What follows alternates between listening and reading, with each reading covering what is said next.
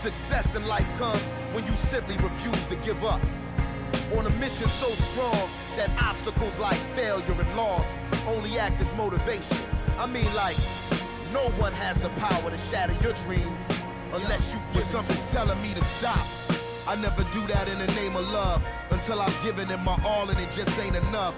See, even if it's getting realer than they say it was, straighten up. Who's afraid of what? Player, get involved.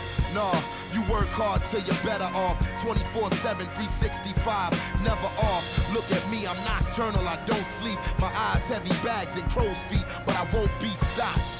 I go from tragedy to majesty. The victory has been woven into my tapestry. My adversaries not cut from the same flag as me. That's why the champion's gonna be who it has to be.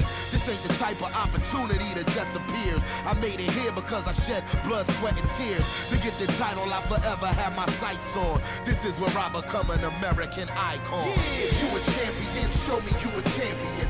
If you a champion, show me you a champion.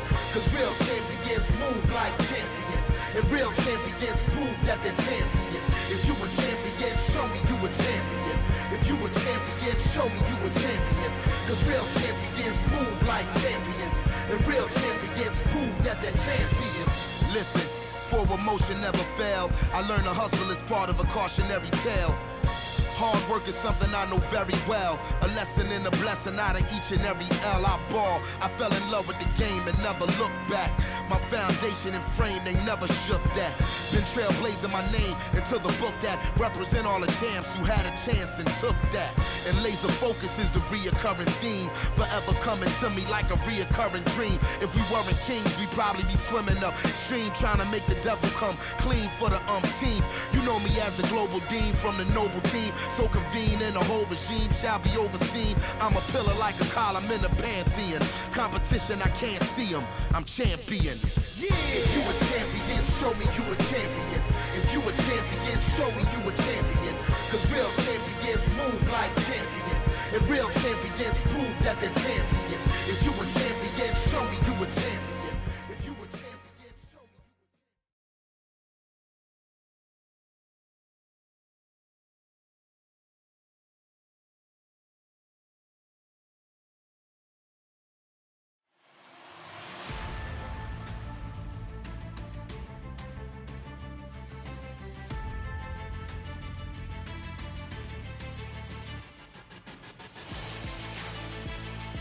Two races stand between the playoff field and the championship finale. A fine line is drawn at the most dangerous track of the year between advancing to title contention or falling behind in elimination. The playoffs tackle 2.66 miles of fury tonight as we welcome you to the virtual Talladega Superspeedway, the site of the second race in the round of 10 in the Season 5 4-wide racing Cup Series playoffs.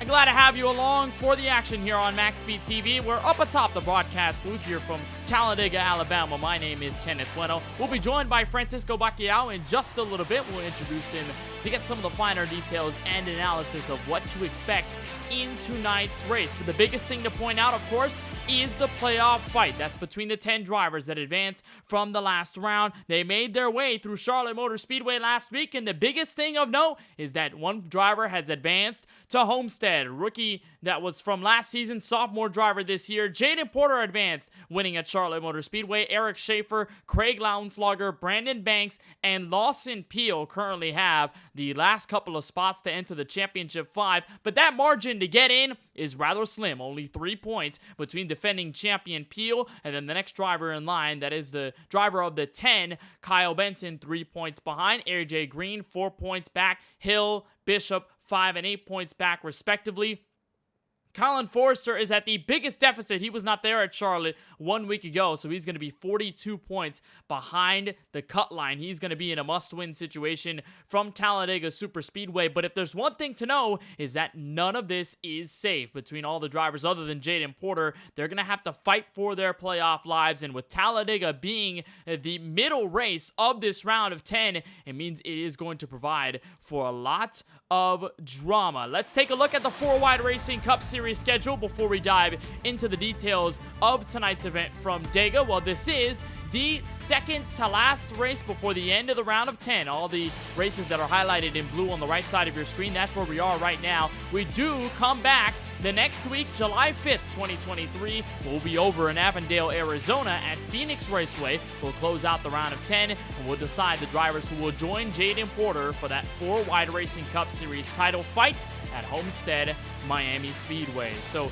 Talladega being the first and last super speedway of the playoffs, it should put a nail right into everybody's tire, and no pun intended, when going into this race. Let's take a look at Talladega Superspeedway just a little closer using our track map and images provided to us by Google Earth. And this track is the largest out of any oval on the schedule by far. 2.66 miles, 4.281 kilometers of straight up speed. They wanted to build this track bigger than Daytona International Speedway, and sure they did so. You've got higher banking as well in the corners, 32 to 33 degrees of banking. This track is large, it's very wide, and one thing that you will notice is that it is wider than Daytona, so there is the possibility of comfortable 3-wide racing and that possibility to just squeeze in 4-wide action. That's the reason why we're called the 4-Wide Racing Cup Series. We probably want to see some of that. Let's take a look, though, in the rear view mirror before we get into tonight's race from Talladega. We talked about Charlotte Motor Speedway and that Jaden Porter won the race, but this is how it started. Austin Reedy, the pole sitter, getting loose before we even drop the green for lap number 1. Battle between the lead will happen soon after. Kyle Benson would steal the lead away from Jaden Porter, and then a big crash developing in turn 3. Craig Lautenslager contact with AJ Green, getting Curtis Kelly, Michael Newbraw, Eric Schaefer, Cody Kinsey, and others involved. Schaefer, one of those playoff drivers, bam, right into the back of Cody Kinsey's car. And then Jesse Priest gets into it. Watch this, 3 wide for, I believe that was 3rd place on the racetrack. Lawson Peel all the way down, taking 2 for 1 on Lance Hill and Austin Reedy. We'll talk about Lawson Peel later. That was AJ Green coming in. We had a lot of green flag stops in the midst of this race. As we fast forward, Lawson Peel looking for the lead on Jaden Porter. A great run out of turn 2. He was one of those drivers to utilize the outside lane to his advantage. He took the lead, and then here came Porter out of pit road. Second round of green flag stops. Schaefer and Peel for the net race lead. Schaefer gets into Peel on the back straightaway, and that would set Peel back for the rest of the evening, hence why he is so close to playoff elimination and that cut line. Then here was the battle for the lead at the moment, but Austin Reedy had stayed out. That was lap car Michael Newbraw, who was somewhat playing a factor with that 96. And Jaden Porter had to come away from 2 seconds back to get to this 96 car here with under 10 laps to go. The 28 moves to the inside. It's a clear and clean pass for P1, and he would run away from there on out. Jaden Porter advanced to Homestead Miami Speedway and the Championship 5, his first ever Championship 5 appearance that will happen in just a couple of weeks' time. The sophomore driver standing out early. He's got no worries going into tonight's race, but let's take a look trackside with your field as we will get you through your starting grid for tonight's race in the round of 10 from the virtual Talladega Superspeedway. AJ Green in the 48. He's a former Superspeedway winner at Daytona not too long ago. He has Kyle Benson on his outside. Pair of playoff drivers to round out the first row. The first drivers to see the green flag. Austin Reedy in the 96, so close to the win at Charlotte just 1 week prior. He's going to be looking for some revenge at certain tracks like Talladega Superspeedways where he performs well at with that number 10 car. His teammate Derek Rung in the number 84 making his first start in 2023. He will line up his Toyota Camry in P4.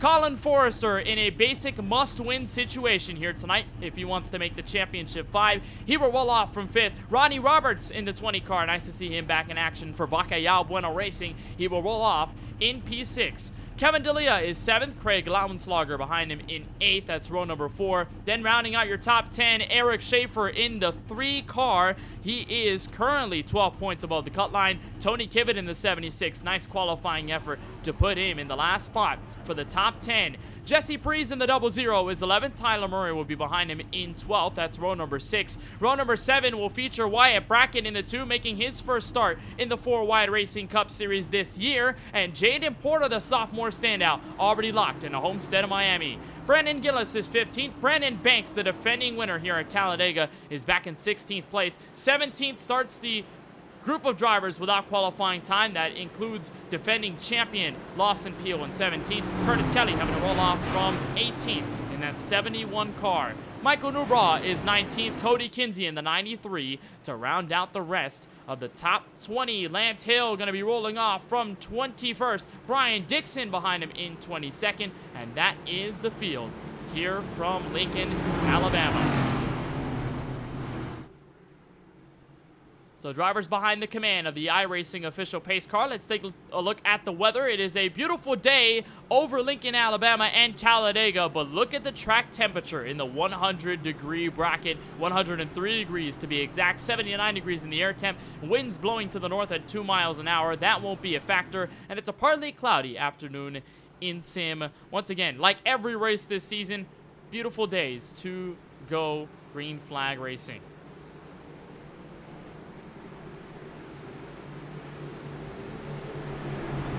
So AJ Green, winner at Daytona in Season 4 of the 4-Wide Racing Cup Series, has picked up a couple of wins this season. His most recent at Darlington just before regular season's end. His teammate Colin Forrester, the race win last time we were at a superspeedway at Daytona to close off the regular season not too long ago.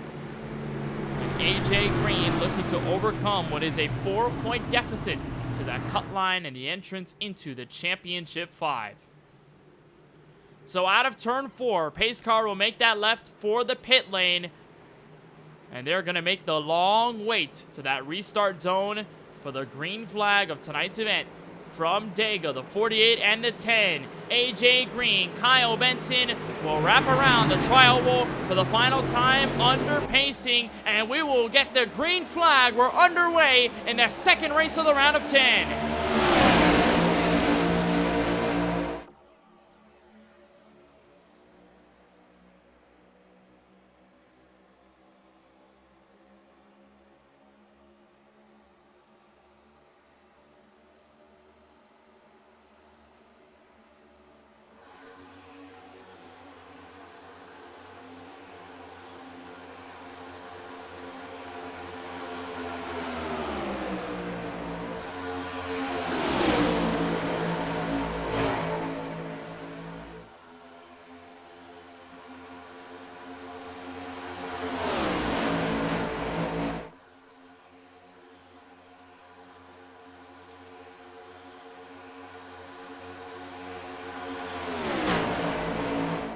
Austin Reedy backing out due to some blinking issues and internet connectivity. He's going to lay off. He's going to be on the very outside, but AJ Green commands this race. Car around near the back. Tyler Murray, Brian Dixon of those trying to escape calamity. One car on the outside wall, and that is the 16 car. So before we complete 2 laps from Talladega, we have our first caution, and it is the league owner that gets caught up in it. There's Tony Kivet in the 76.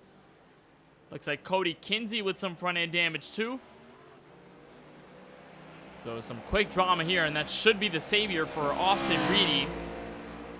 He will have some laps under caution to get his internet settled out, and we'll see if he can hold on. He does not lose that much track position, only to P12. We'll see if we can dial up what exactly happened here going into turns 3 and 4. And then coming out to turns 1 and 2. So here's the 16 of Murray right behind Jaden Porter. And right into the outside wall he goes. He got hit from the right side of his Camaro.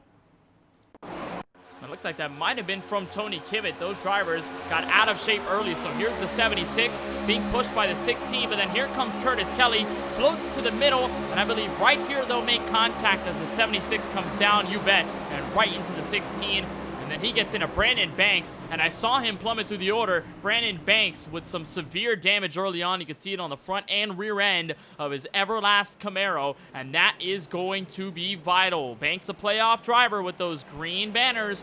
He's going to hope to escape this race clean and not use the fast repair, and he's going to be on pit road. So it looks like he did get the fast repair already. Banks making a risky call early on at lap number 3, our first caution out here from Talladega. AJ Green picking up the field, and this is a perfect time to bring in our second member of the broadcast team, Francisco Bacalhau. First of all, Francisco, welcome back to coverage of the 4-Wide Racing Cup Series. It's nice to have you back in the booth for this evening's event. But Talladega, I mean, there's nothing more in describing it than utter chaos. This track can eat you alive no matter who you are and can open the door up for new winners in the series. And so far, it looks like we haven't been able to escape chaos early on. First caution out.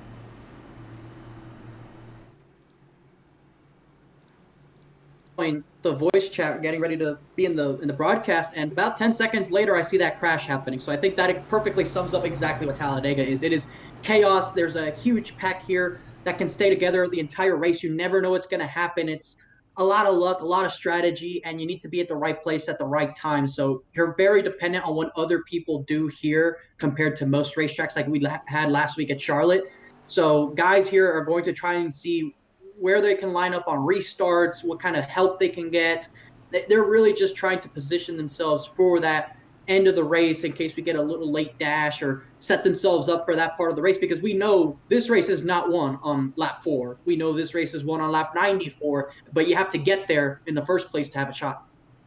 And it has been a while, Francisco, since these guys have gone super speedway racing. You look back at Daytona, last race of the regular season. That's many, many weeks away, about more than a month since we've gone super speedway racing. So there must be just the feeling of trying to get used to this type of racing again, because in this series you have a bunch of other tracks, whether that be road courses or triangles or short tracks like Bristol. Then you had a 1.5 miler last week that came down a strategy.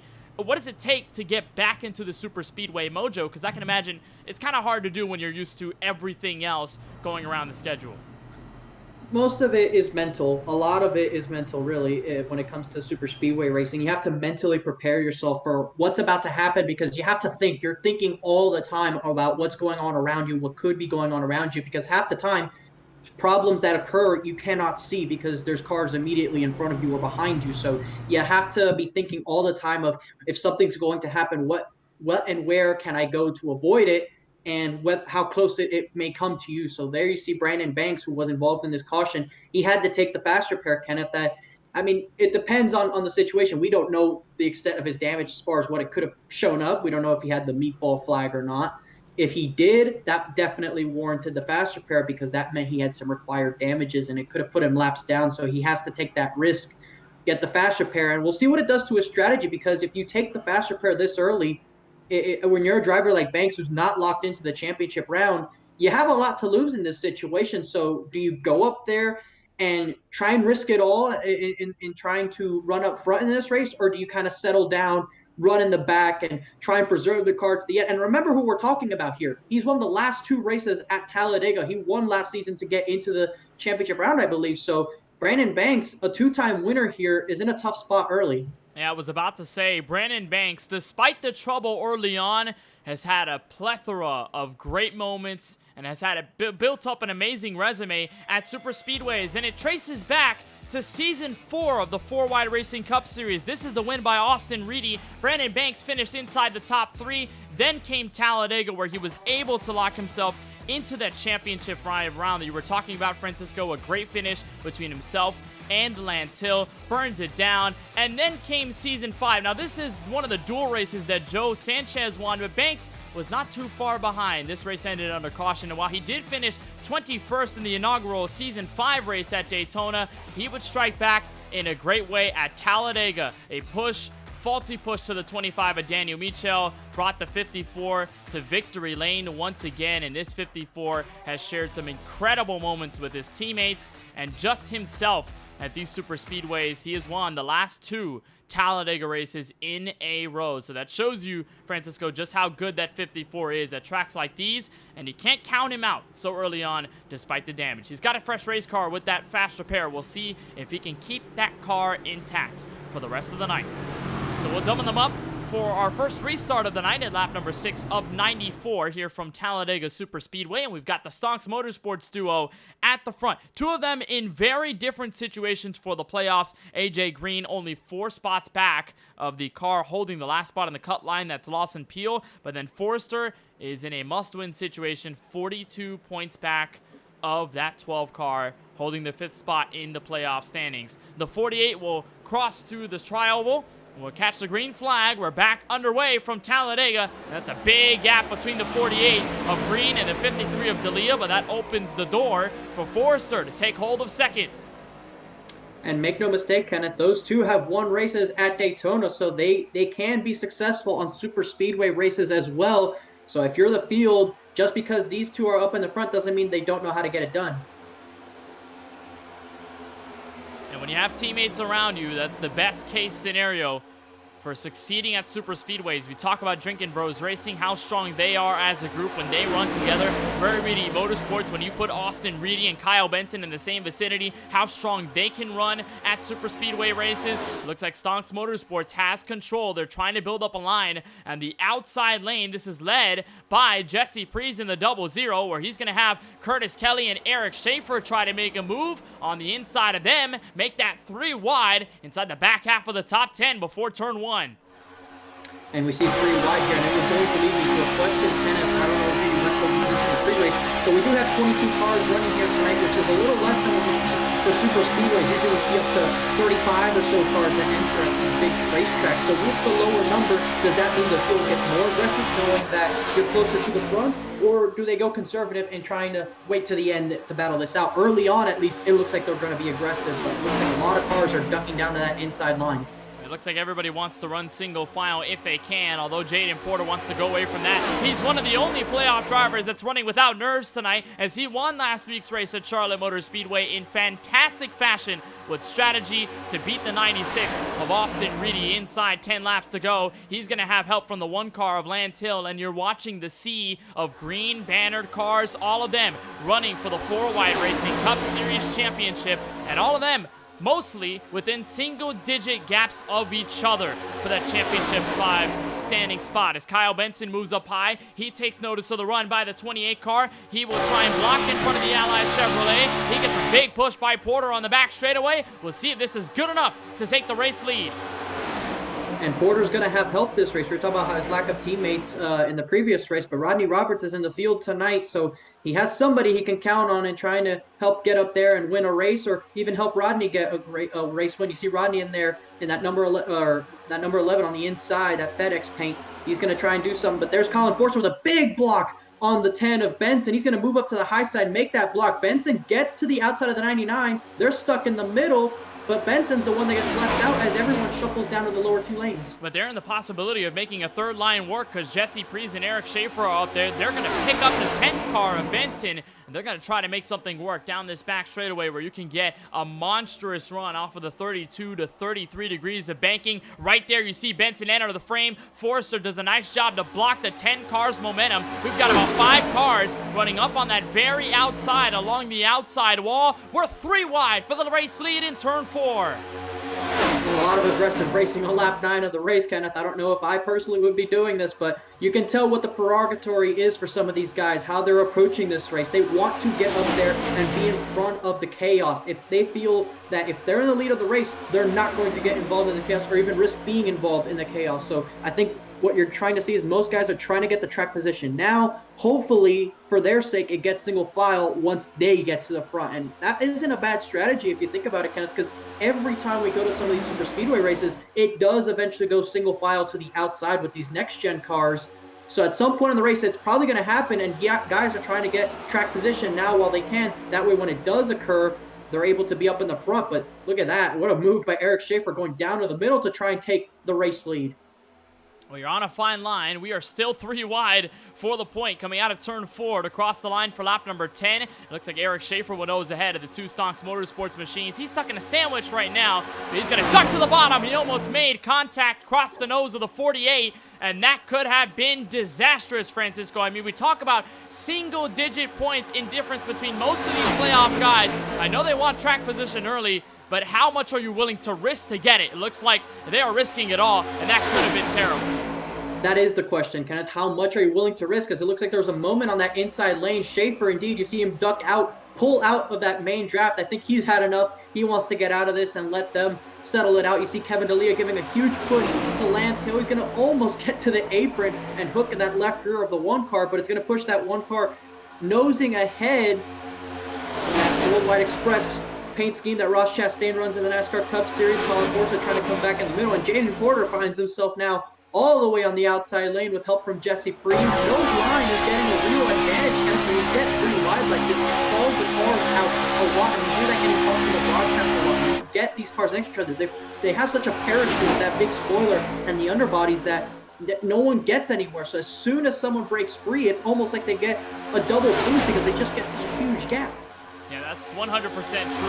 And you also look at the way these drivers are running their lines. Yes, you can have a lot of drivers with you, and that is paramount to success of these super speedways as Lance Hill takes a peek to the race lead in turn 3.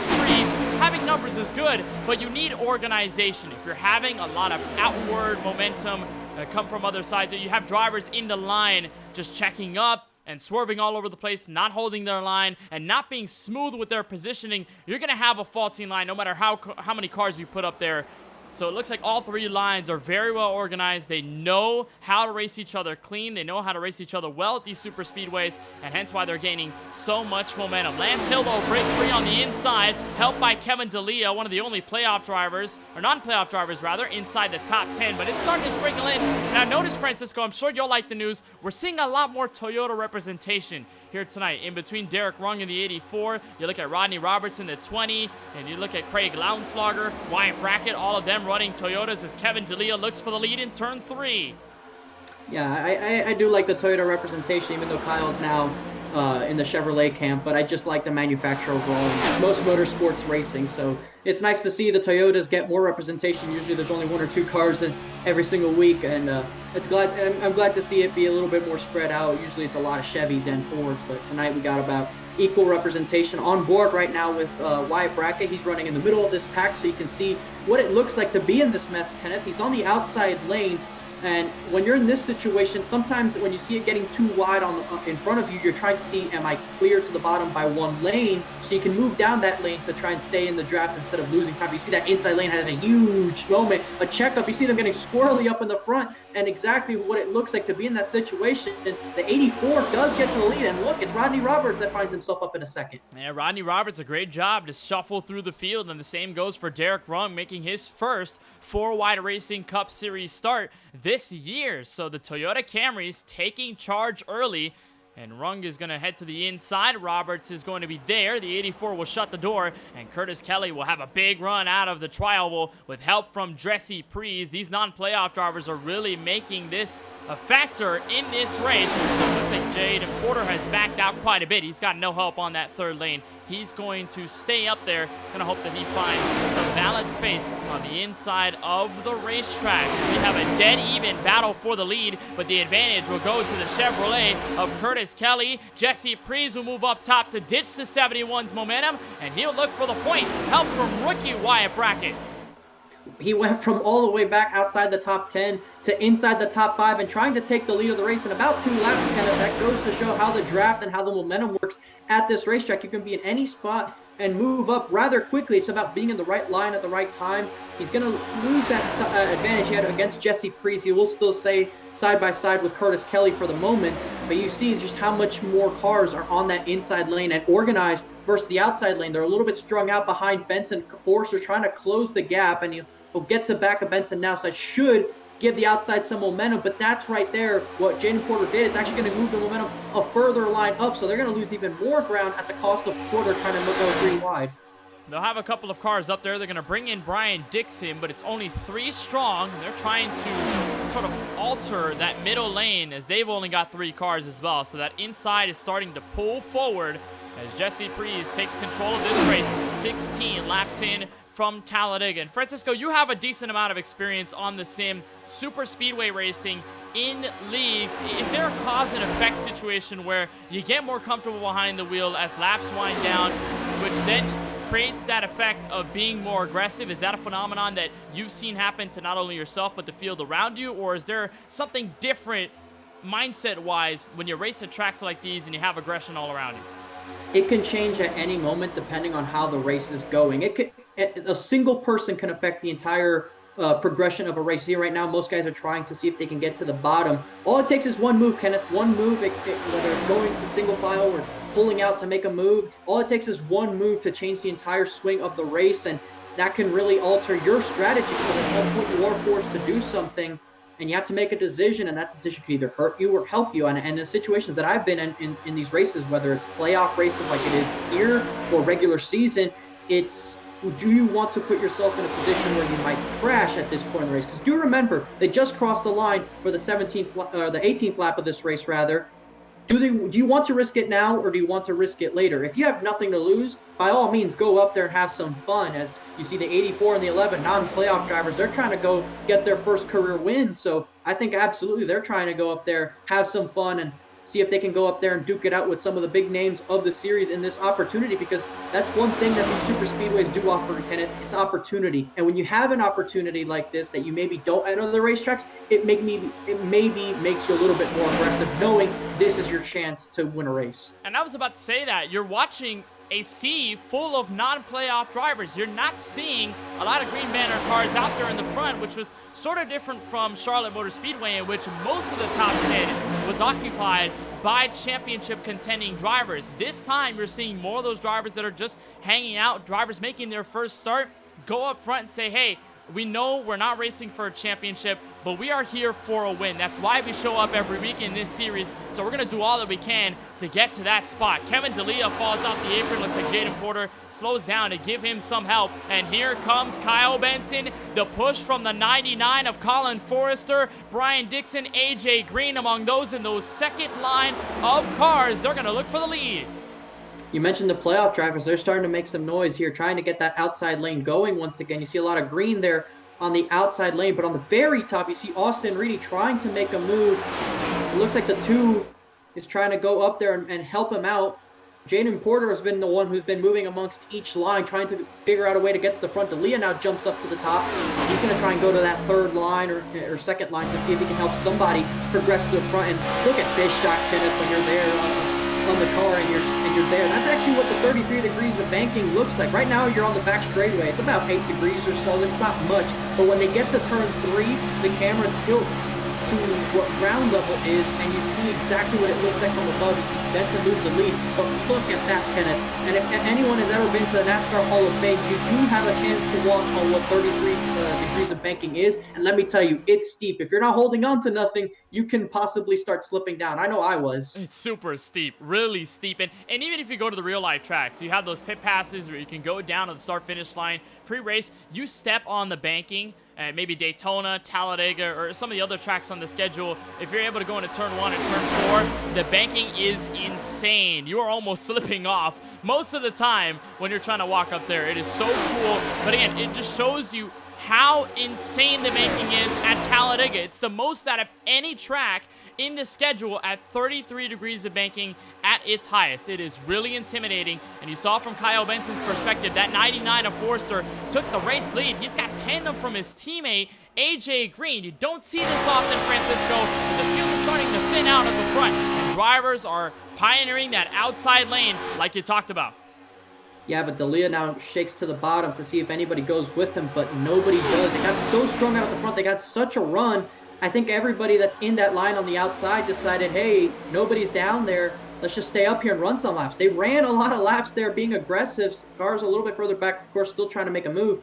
But if it settles down enough at the front, eventually guys are going to move up there and start going up there to run single file, run some laps. Because do remember, pit stop, I believe the pit stop window here today is going to be about 30 to 33 laps or so, give or take a little bit.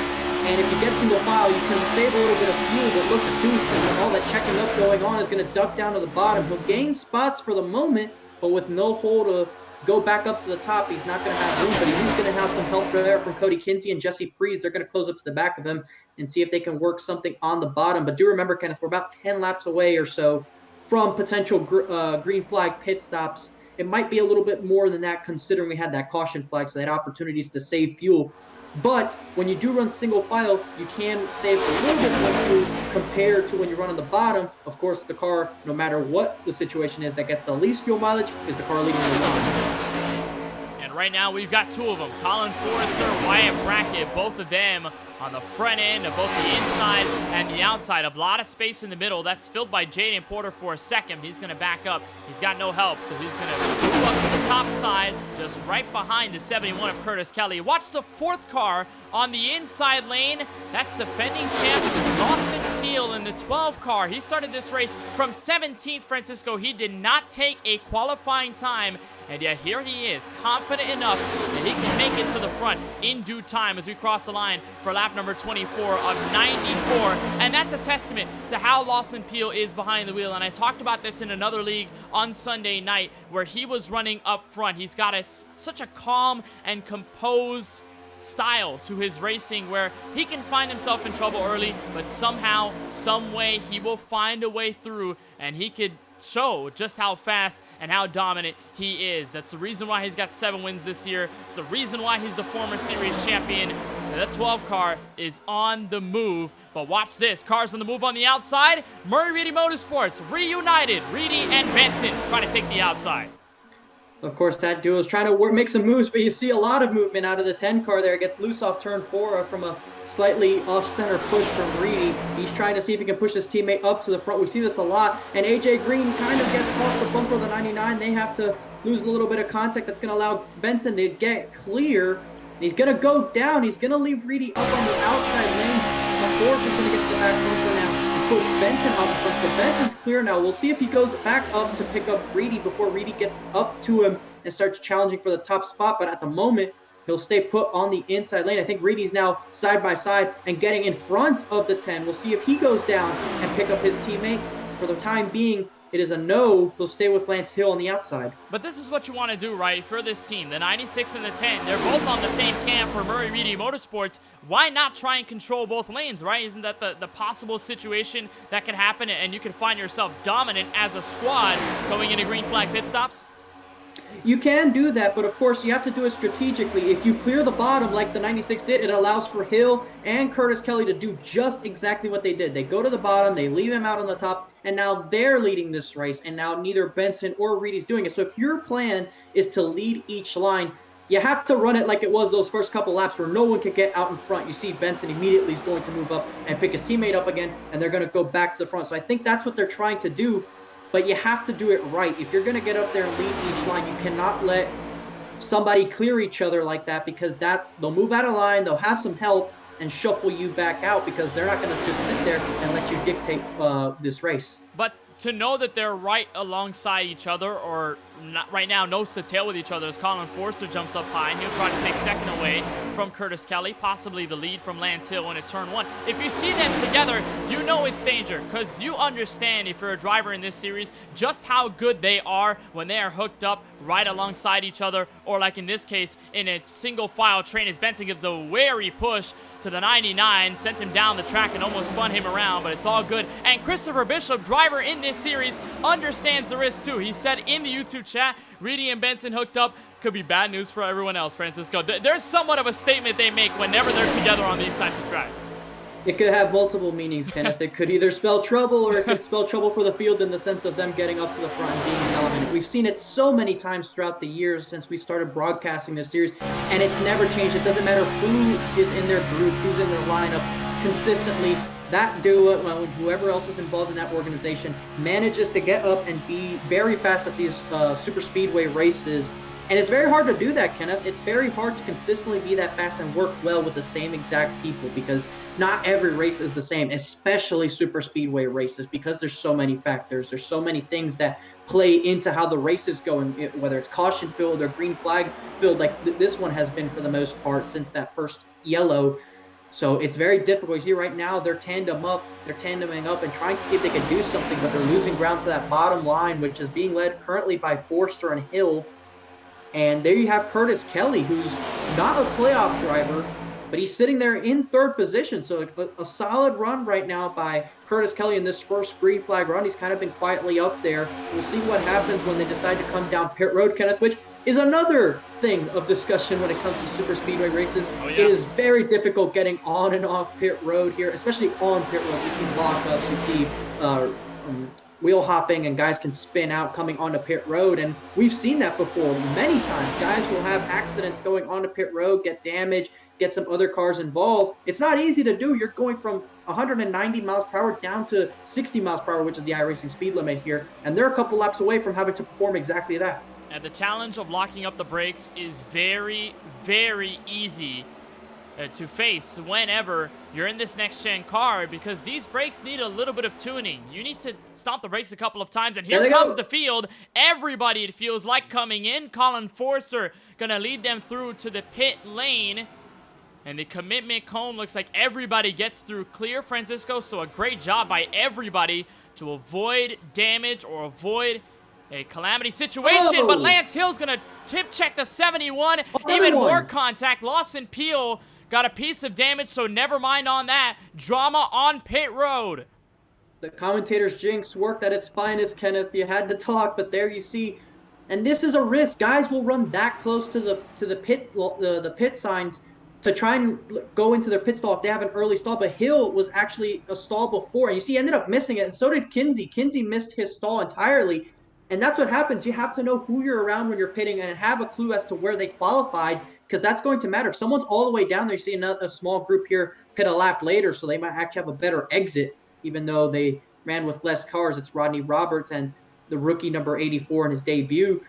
But Kenneth, we saw it looked clean early, but there was trouble right there, and that's exactly the problem. If you have cars on the left side of you blocking your entrance, you have to slow down. You don't want to, but if you want to get away without trouble, you have to slow down just that little bit and turn in and make sure you're clear. And there's some leagues that do have rules against that, where you have to stay on the right side of pit road before you're a certain number of boxes away from your pit stall. This league does not incorporate that rule, but it's moments like that where it makes you wonder, should they?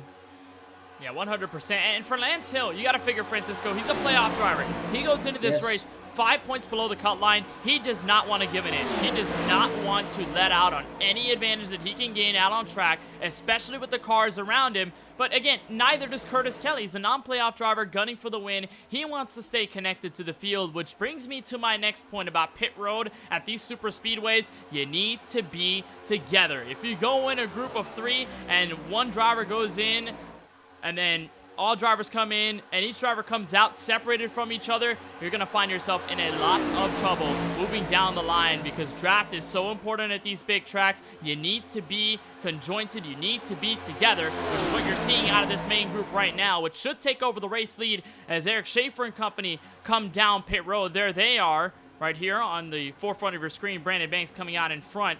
But you need to be together. If you separate, you're going to find yourself in a very dismal situation. And speaking of, that's exactly what's happened to the number 1 of Lance Hill. He's lost this main draft. He's fallen way back. He's down in the 20th place, Kenneth.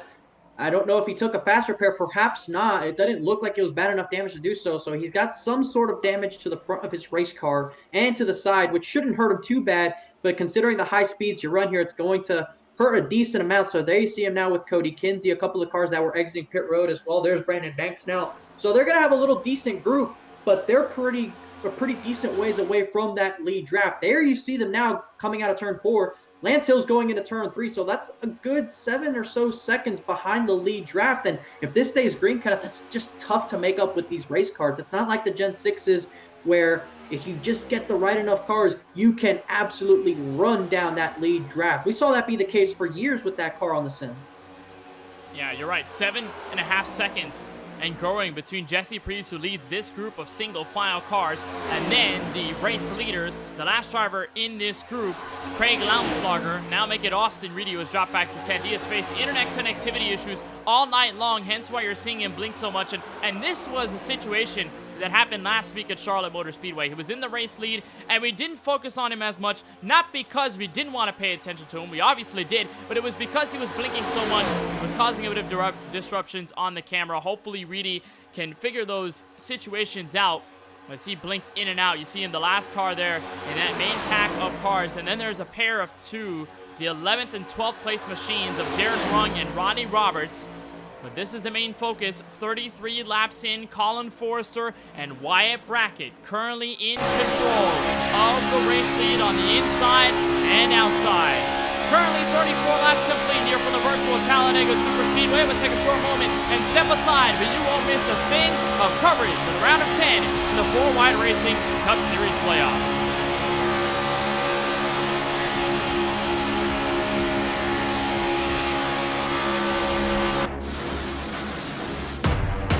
Who wins the win. It is Femi Olat, the sophomore. The header, you catch me is something you'll never do. I turn around and I love you. No motivation is needed. Look, I put myself on the pedestal. This is incredible. This how it feels at the time. Got no incentive to stop. Bring the change to life. And the beat and it's right back to sleep. And I use the technique that it gave me energy. Go to work and I'm on it, yeah. More than a team is a body, yeah. And the beat and it's right back to sleep. And I use the technique that it got me, yeah. I give it all that I got.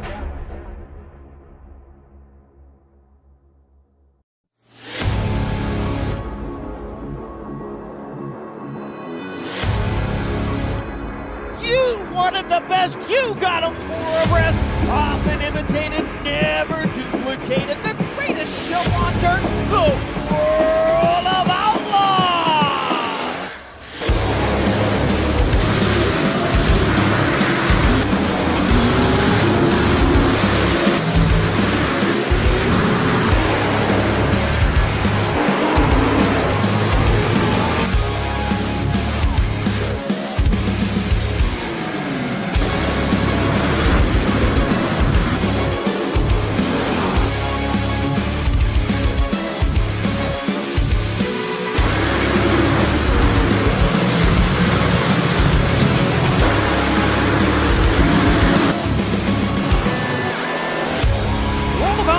Dirt Racing will be available September 27th.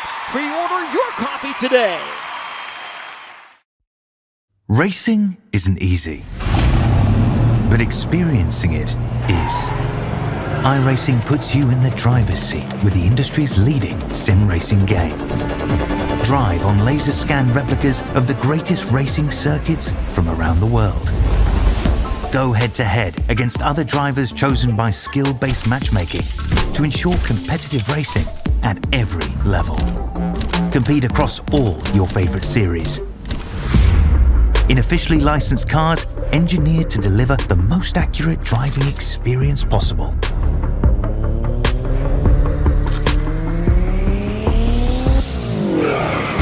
Join a race or host your own with players from across the globe. Race against the computer or in a league with friends. Feel the thrill behind the wheel. Visit iRacing.com.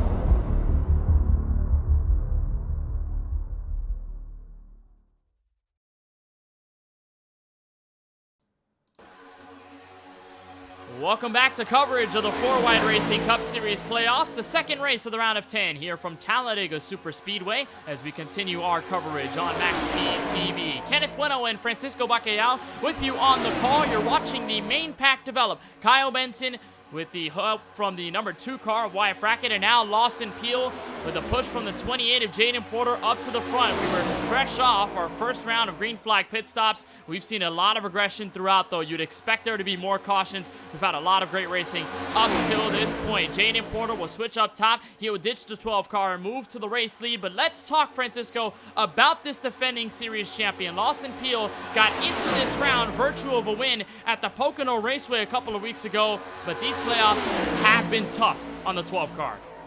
To put it simple, Kenneth, as far as a comparison, it's kind of been like Kyle Larson. Kyle Larson this season is either winning races or is being involved in accidents, and that's kind of been the story of this 12 car in these playoffs. He's been involved in accidents in every race except that one he won at Pocono. You look at Bristol, you look at the Charlotte Oval, the Charlotte Oval as well last week.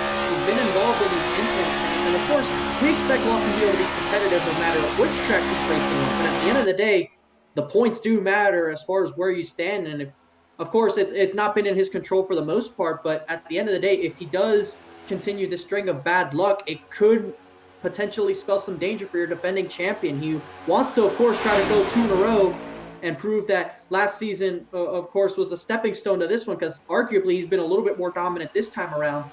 And if he doesn't get back there, you have to think he's going to be very disappointed in himself. I don't want to say it's been any bad luck for him. Of course, there's still this race to go and one more at Phoenix, which he's won in the past before.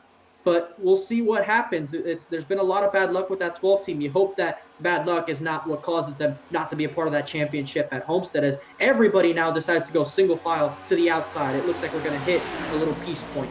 Just want to touch on Peel one more time. The 3 incidents that took him out of the races in the playoffs, other than Pocono, of course, which he won. You think of Bristol, where he was in the race lead, lap car spun in front of him, and he just slammed into the side of that race car as they were parked up on the banking. Then came the Charlotte Roval, where he led the first half of the race, then spun in turn 1 on the restart after the midway stage break, and then got into an incident with Lance Hill on the infield road course, which basically took him out of contention. And then you think of Charlotte, where he ran up front for a good amount of the race, and then came the pit road mishap where he came out with Eric Schaefer. Schaefer got into the back end of him as he was getting loose. The 12 car picked up damage and was unfortunately never able to recover. So it's not a case of the 12 being slow by any means necessary. It's just the fact that he has suffered the worst fate at the worst possible times, which has taken him out of possible race wins. We will be talking about more than 7 wins this season if he might have been taken out of those races. A big what if as your leaders get around lap car Tyler Murray, who faced a crash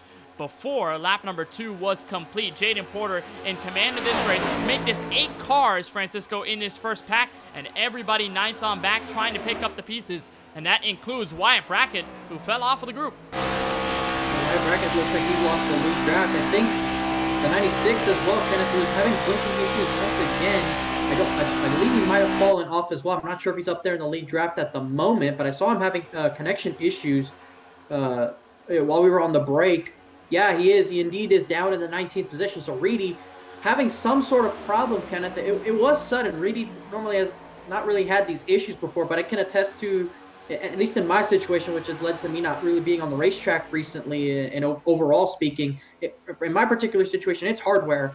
It could be hardware for him. It could be internet, but you hope for his sake, for going out to try and win some races and be a part of the show, that he can solve those issues and be competitive, because Austin Reedy is one fun driver to watch, and he definitely makes things interesting. And of course, he knows how to mix it up with the leaders, and he's a good racer, Kenneth. He's one of the OGs, if you will, of the series. He's been around since the beginning, and when you have veterans like that, they're definitely fun to watch, like veterans like this number 10 and 13 of Kyle Benson and Craig Lautenschlager, who are working that bottom, trying to see if they can do something to get up there. And there's Tyler Murray, the league owner, now going to try and see if he can do something with that duo. Lawson Peel's moved to the back of that train. But how about Jaden Porter, Kenneth? He told us last week when he won, he's going to come out here and try and see if he can lead every lap. Well, he's trying to do that right now. We've seen how aggressive he's been. He's got nothing to lose. He's already into the Championship 5 at Homestead. Why not be super aggressive and try and win another race? And that's the special case for Porter, right? He's already locked in, so he goes into this race not having to think about points, not having to think about, okay, where are the other drivers around me and how can I beat them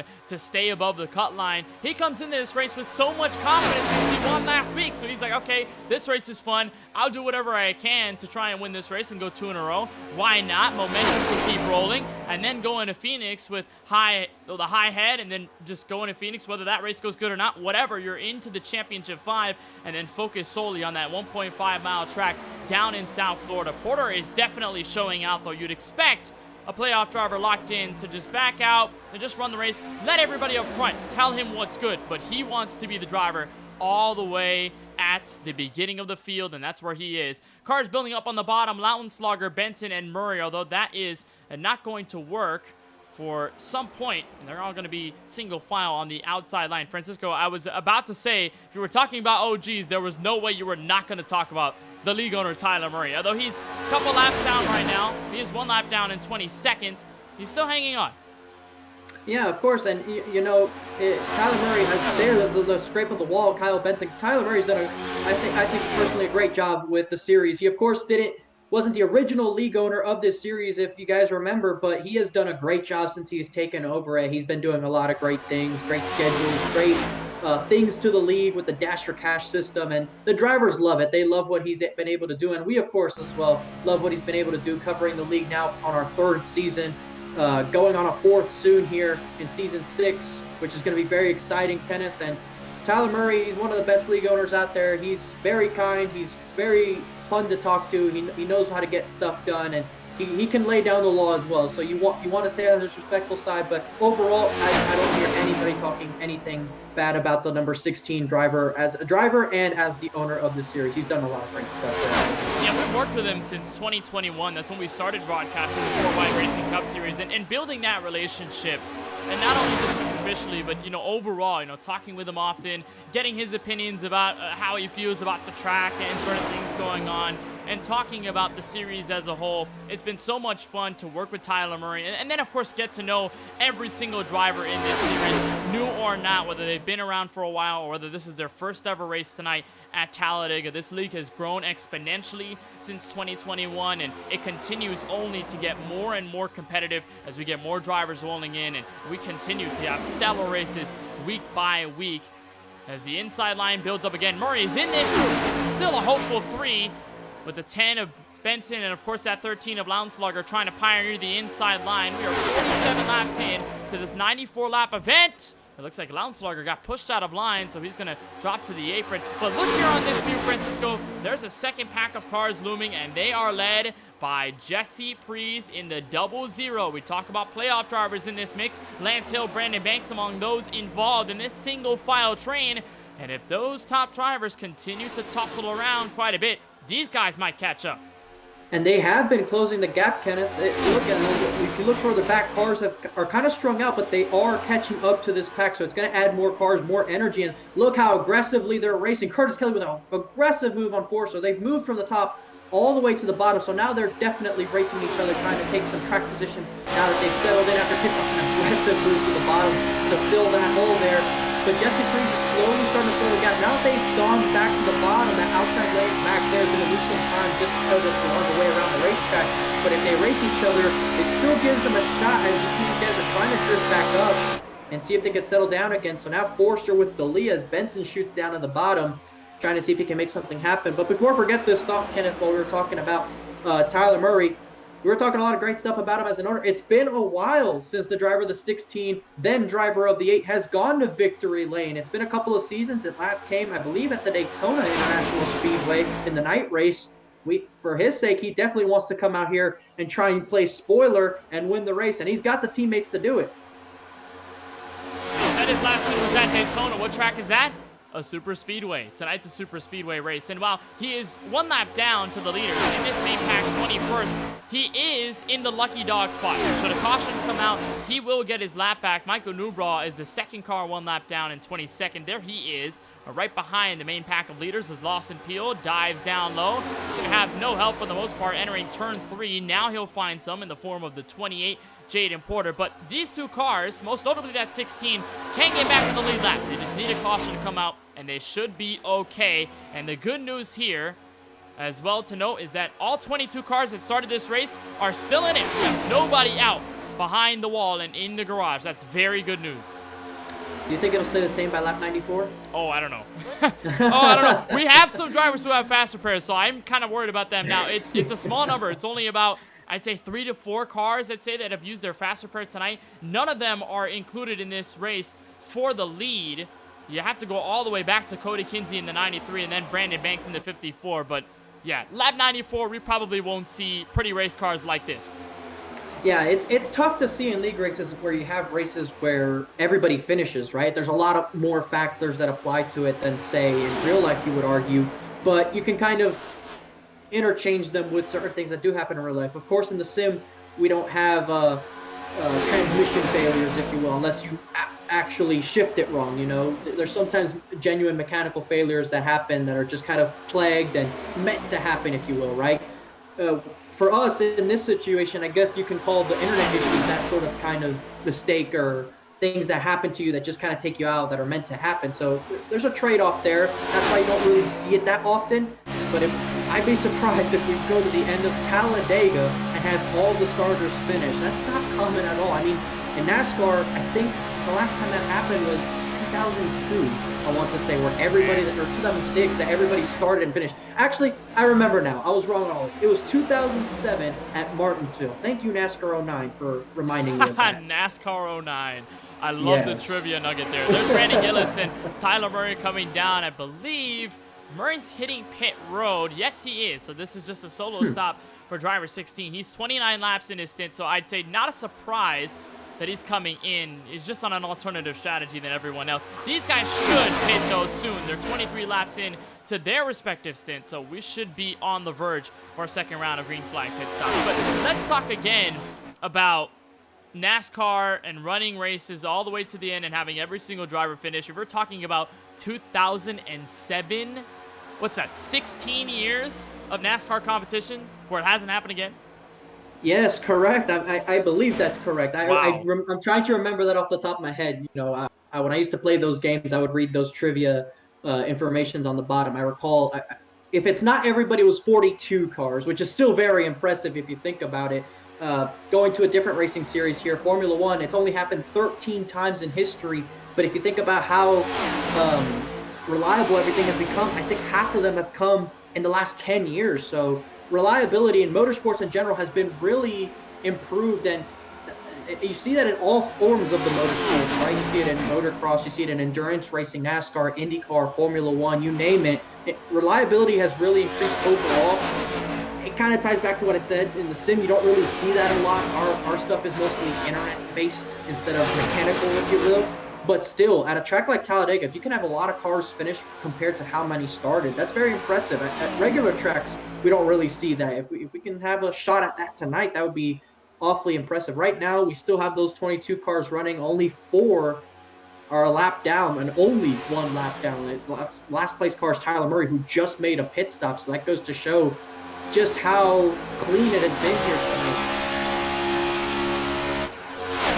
Really clean tonight, and that's also the case, rather, the virtue of these packs separated. You're looking at this line of cars, single file, all the way back to Curtis Kelly in the 71. He is 7th place. 8th place Lounge is now starting to get picked up by the likes of Jesse Priest, Cody Kinsey, Brian Dixon, Brandon Banks. So they're building up a pack of their own. So while we have seen a lot of aggressive racing early on and they've been clean, I mean, part of why we're seeing more clean racing on top of the fact is because most of the field is separated and a lot of them are just logging in laps. They know that pit stop is coming sooner than later, so they want to make sure they can at least make it that far. And that's the thing you have to think about, Francisco, at these super speedway races, is trying to take things step by step. Now, oftentimes you won't see that because there's going to be a lot of drivers that immediately try to shoot to the front and be as aggressive as possible. But if you're the case of these playoff drivers, you're taking this race one by one when it's going this long under green. You have this first long green flag pit stop, and then you have this second green flag pit stop on the way. You're just trying to make sure you check off the checklist before you start to throw away the paper and go 100% guns blazing.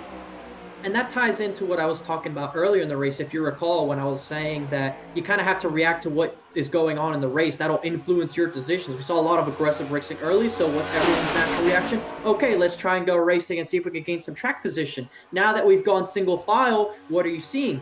Okay, let's go single file and run some laps.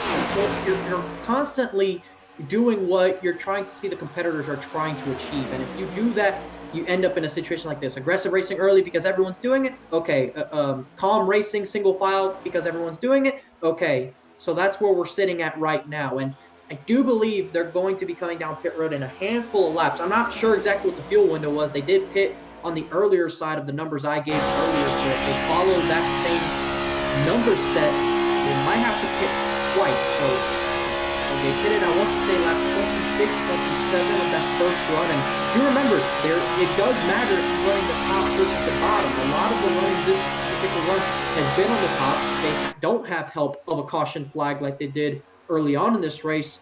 So it is it's worth mentioning that it could be close to the end depending on when they pit for fuel. I think if you pit on lap 62, 63, if you're able to get that far, I think you should be good.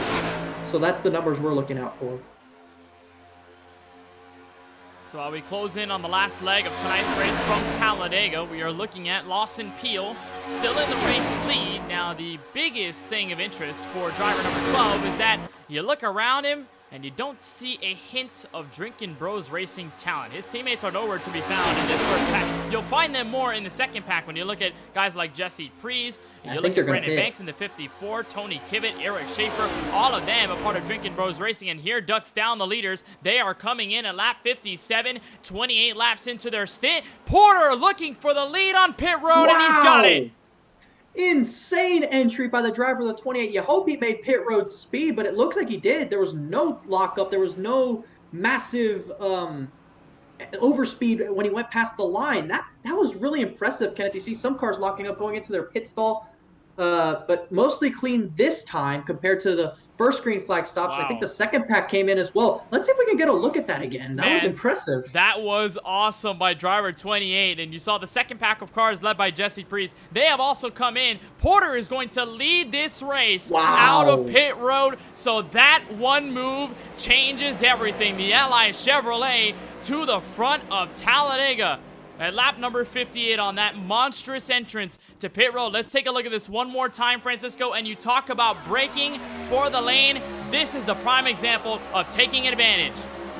And when you're the leader, you don't have anybody to go off of. You see Porter, he's braking. He sees the 10 go aggressively. Then he sees the 12 being conservative and goes in, and he's right on the mark. I'm not sure how they managed to time the scoring time over distance here. You can kind of go a little bit over and get away with it right at the entry mark as long as you compensate. And I think Porter probably just had the perfect pit road entry right there, and it worked out for him. Not only did he get the lead, but Peel did fall down a little bit in the order, not too much. You see him right there in P3, and only just a handful of cars are now single file. You see a little second group that's a lot more strung out a little bit further back before you could find what is now considered the third group of cars. So a lot of stretching out, and there you see now Benson moves to the top with help of Peel and Forster. AJ Green and Craig Lownshard are going to fill that gap. Actually, no, that's not the 13 that's up there. That's Curtis Kelly. And now Porter finds himself from first down to sixth, which isn't bad. He's at the end of the line. He has Kevin D'Elia trying to catch up, but there's only 6 cars here. So when you're in a draft that's this small, there's only so much of a run you can get and only so much help that you can have. 28's going to have to be careful. He does not want to fall off this main pack of cars as they all jumped him on the back straightaway. So lead will be turned to Kyle Benson. And I just want to point out as well, Francisco, Porter had the fastest stop out of anyone inside your current top 5. As Porter had a 12.5-second stop. Your leaders, 12.9, 12.7. Forster with the slowest, alongside Curtis Kelly, both of them in the 13-second bracket. So not only was it a great entrance into the pit lane, it was a great stop to get in the race lead. But like you said, Francisco, it was all lost in that moment. He's going to stay put with the pack in front of him. But look at the separation now. Back to these guys, led by Cody Kinsey in 8th place. A lot of distance. Yeah, there's a good bit of ground there. It's staying around that 7 or so second mark. At least right now, Kinsey's 5 seconds behind. So they've made some ground up. And D'Elia lost that lead draft, so they're going to pick up D'Elia. There you see him right there, the 53. D'Elia's going to stay high right now. He'll try and tuck in at the back of the line and see if he can keep up. But there you see the difference in speed. He's going to try and see if he can find a gap. Rodney Roberts has now found himself up in that group as well after being all the way, almost in dead last. There you see on board. And what's helping this group right here, they're running the bottom versus the leaders running the top. And that'll give them some time advantage. Of course, on the straightaways, the draft on the outside is going to be a lot faster, but they're going to compensate for that in the corner. So that's why you're seeing the gap kind of stay around 5 seconds.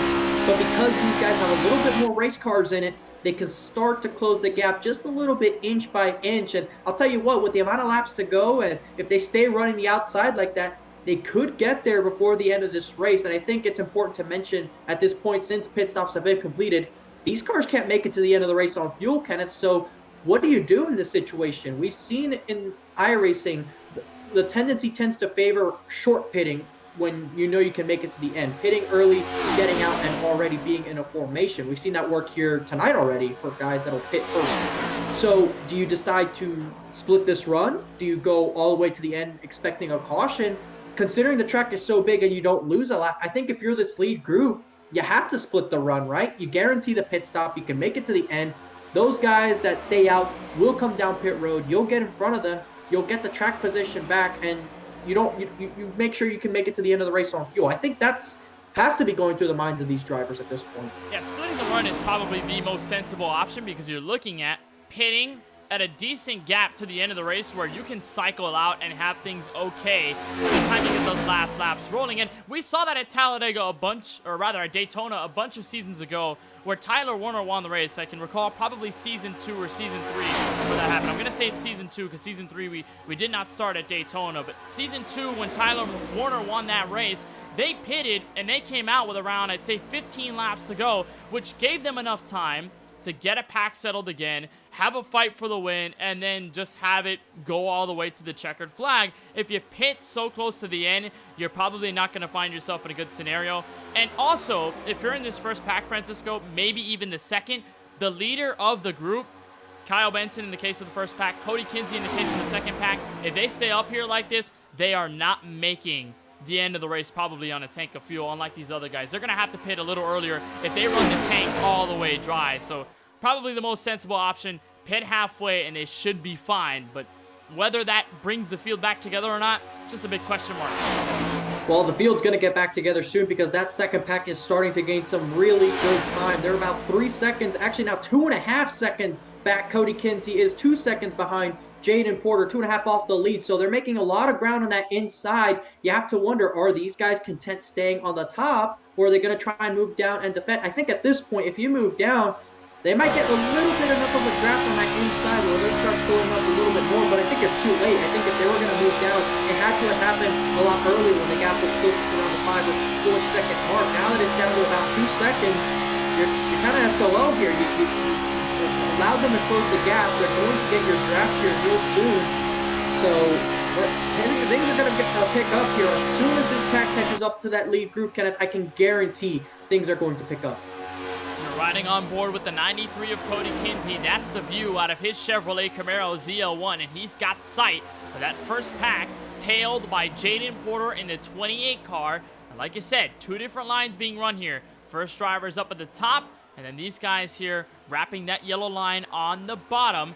We'll see what the play is for those guys at the front, because they're going to have to play defense, and that's probably the hardest thing to do, Francisco, at a super speedway when you're getting caught at a high rate of speed and you have to swerve to avoid getting passed by drivers. It's going to provide for some drama and possibly contact, which then leads to a caution, which should help the case for those drivers that are a lap down or more in this race up till this moment. And you watch all of these guys still on the high side. There's Cody Kinsey and company now within 1.8 seconds of the leader. And they're about a second behind Jaden Porter. So also, you have to ask yourself, does anyone from that lead draft just go down in front of Kinsey to try and see if they can take advantage of that momentum? You have to think somebody, front 6 will do it. If not all 6 of them, will go down to the bottom before Kinsey gets there and force the 93 to make a decision. Do I stay in line or do I jump up to the outside? And if he doesn't do it, does anybody else in that pack do so? Again, there's different strategies going on here, different ideas of when the pack is together. Of do you stay single file or do you go up there and try and race it out? Remember, these guys can't make it to the end of the fuel, can't make it to the end of the race on fuel. Nobody can. So it's not like it's definite as it is right now. But you want to get the track position for it, because track position will matter, especially as the pack gets larger and larger, because the further back you are, the less likely you are to be able to navigate through it in such a short time. So we'll see what everyone plans to do. This is where you have to think a lot, which goes back to what we talked about in the beginning of the race. It's a mental stressor, this race. You're constantly thinking. It's kind of like chess. And this is exactly where you're starting to figure out which pieces are going to be the standout ones, what moves you have to make to try and see if you can figure out how to get the victory lane. And chess sped up at 195 miles an hour. How does that sound? It sounds very peaceful. There's the look on the back of Jaden Porter, car in 6th place. There is Cody Kinsey and all the drivers behind him still on the bottom.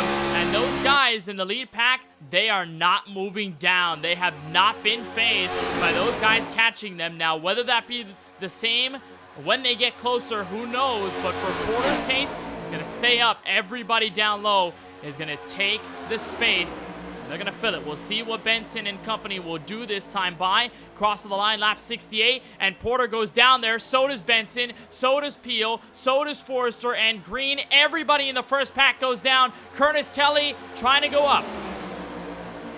It's reactionary. Porter was the first one to go, and you see what it did for him. It gained him those 2 spots to AJ Green and Curtis Kelly, who reacted late to it. And you see a stack up there at the front as cars are trying to find a way around. Porter gets shuffled out on the bottom.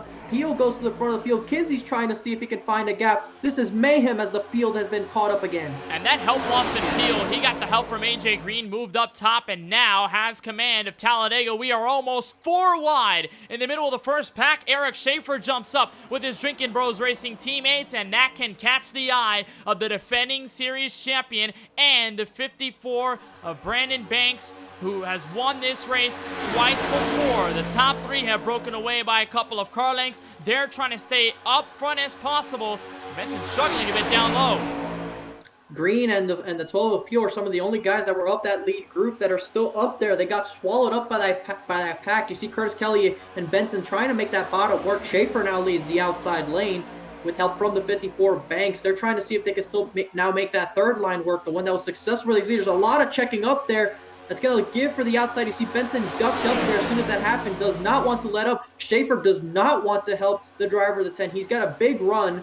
We'll see what they're going to be able to do to it. And you see what happened there. Benson goes all the way to the back of this field, which is quite small, but still all the way in the back. And talk about these checkups that happen not only on the inside but outside as Peel and company go up the track to block the run by the 3 car. How impactful is that when you're in the middle of the draft and you've got everybody checking up?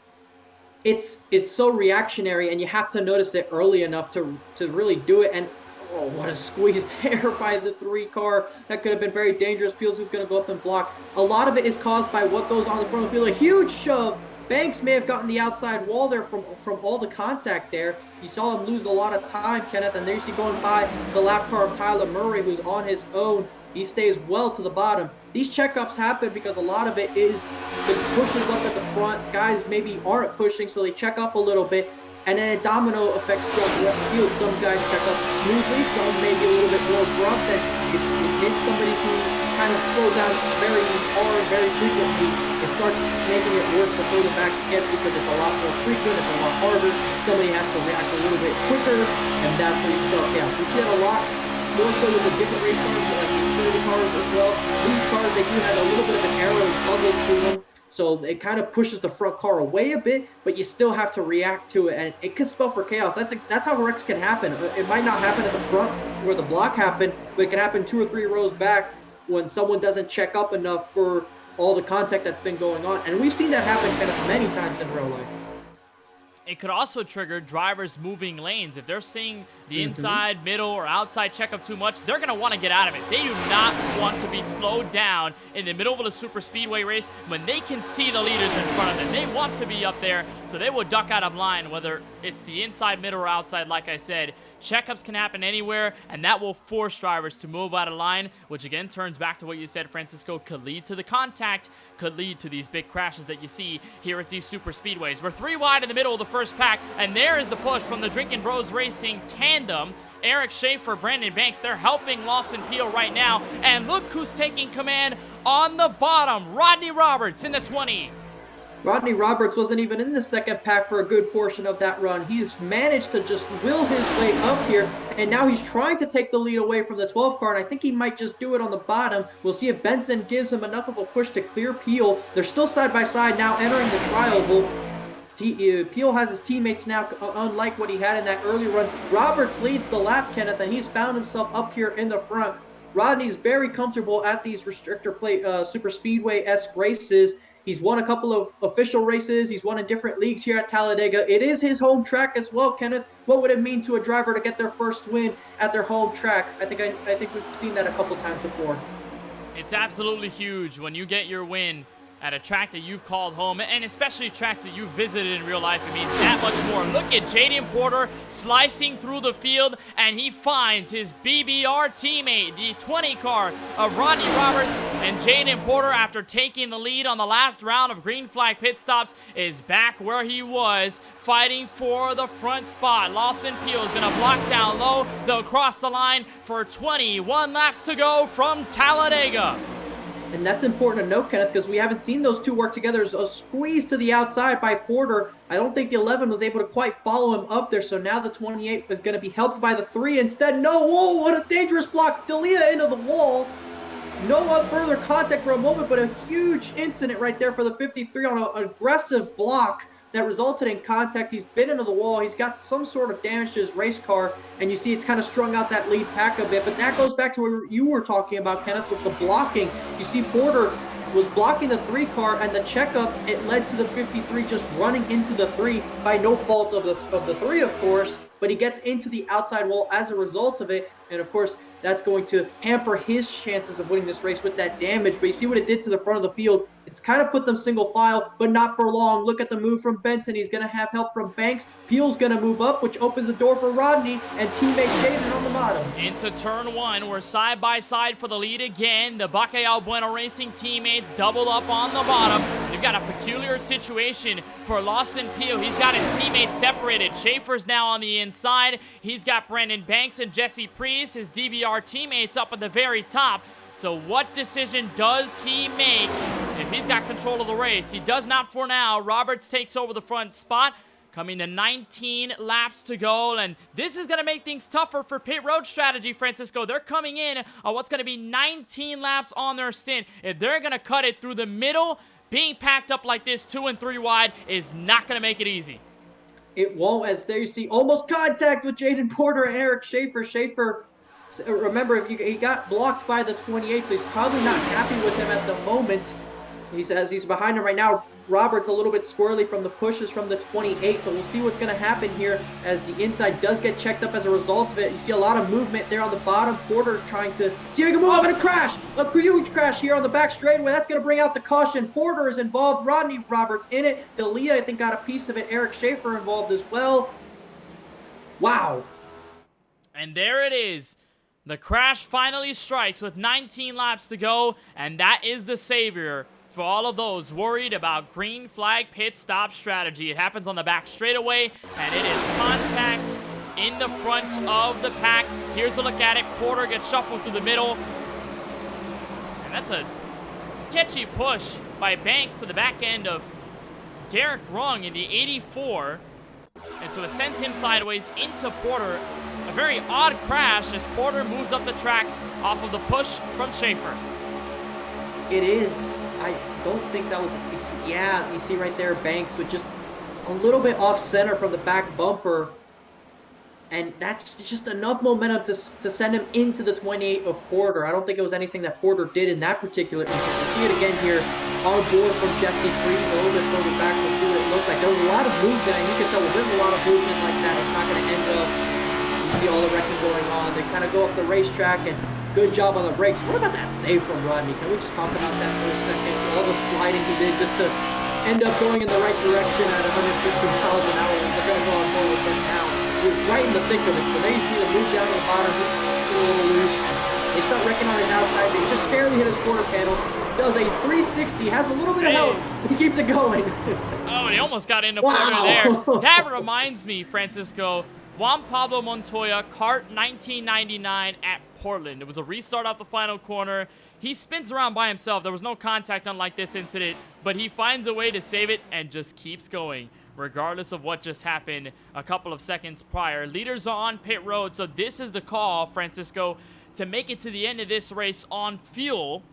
And so this is going to reset the field entirely. No more strategy games from here on out. You're just going to be looking at racing 100% all the way to the end. Benson will lead them in, so he will take fuel. Only crash on pit road, Kevin D'Elia. It looks like he has an incident going on a pit road. Not sure who he might have been involved with, whether it was by himself or by virtue of another driver. It could have been a brake issue, but you see Peel's going to exit in the lead. Could have been maybe taking less fuel or no tires. It looks like that's, and oh, Rodney goes into him, going into the box. I'm not sure if the 11 was going into his box and the 53 was slowing down to try and get into his. You see the 11's turning in. Looks like the 53. Yeah, look, they have the pit stalls right in front of each other. I don't think the 11 expected the 53 to come across right there. It just happened to be at the wrong place at the wrong time, Kenneth, for those two. When you have pit boxes like that right in front of each other and you're entering together, it can be chaos. One particular instance that comes to mind, which didn't have a huge impact on the particular race itself, but it did matter. If you remember this, Kenneth, it was a race that you broadcasted. I was racing, but it was a championship race in the Bundren Lawn Care Series. Blaze McKinney and Cole Williams shared pit boxes 1 and 2. and they had contact just as they were going into the pit stop. Gave McKinney rear end damage, and it gave Williams front end damage. It probably hurt Cole's chances of being contentious for that championship run, but for McKinney, it didn't really end up as a big disadvantage. Of course, it's a super speedway. They can have full fast repairs and all that here, but that's kind of what that reminded me of, because that's exactly what can happen. Oh yeah, that's a callback. That's a while. Man, that really got the memory going. And I saw that in front of me. It was right in front of me. Yeah, the two championship drivers going at it, and then that was Homestead Miami Speedway. And I've seen many pit road incidents in my time. That one was really important, especially at that moment when you're looking at the context of it all. It looks like for Kevin D'Elia, he is going to be okay for the most part. His car, though, is damaged. We're going to check if he's got that fast repair ticked off. No, he does not, but I believe he spent enough time on pit road to get his Chevrolet Camaro fixed. So it looks rather clean, but he did not come in for the fast repair. So that's good news for D'Elia. He can hold on to it for the next 17 or so laps. And also, one thing I wanted to point out, Francisco, we haven't had that many drivers in this field tonight use their fast repairs. Now, whether that's a jinx or not, I'm going to hold that on for the rest of the race. Okay. You know, fine. I like that you're being honest, though. I like that you're not sugarcoating what I just said. Yeah, we have to be honest with the guys watching this race with us tonight. I think they expect the same thing, so there's no reason not to agree with them and their mindset. But it's what I thought when that caution came out, Kenneth. The corkscrew is about to be removed, and we're about to see what these guys are willing to do to win this race here tonight. The pack is all caught up. Almost everybody is on the lead lap now, with a few exceptions. And there's no fuel situation now. Everybody's good to go to the end. They're good to go for potential overtimes. There's one lap to green. This is obviously not going to be the last caution. I'm going to say that right now. How many we get, I'm not putting a number on it at the moment. I'm not going to give a specific number either, but what I'm going to say is that I agree with you. We are probably not going to see this caution be our last. Lights are off on the iRacing official pace car. Lawson Peel, Kyle Benson will share the front row when we get this restart at lap 80 of 94 at around 15 laps to go. Just a reminder that if you are enjoying tonight's coverage of the 4 Wide Racing Cup Series playoffs, well, we've got some more coming your way next Wednesday night, July 5th, right after July 4th celebrations on Tuesday. We've got fireworks of our own at Avondale, Arizona. Phoenix Raceway hosting the penultimate race of Season 5 in the 4 Wide Racing Cup Series. We get to decide at race end which 5 drivers will make Homestead, which 4, rather, would join Jaden Porter on the run to the title this year. So stay tuned next Wednesday, 7/5/23, July 5th, 2023, 9:10 p.m. Eastern, right here on MaxSpeedTV. You won't want to miss it.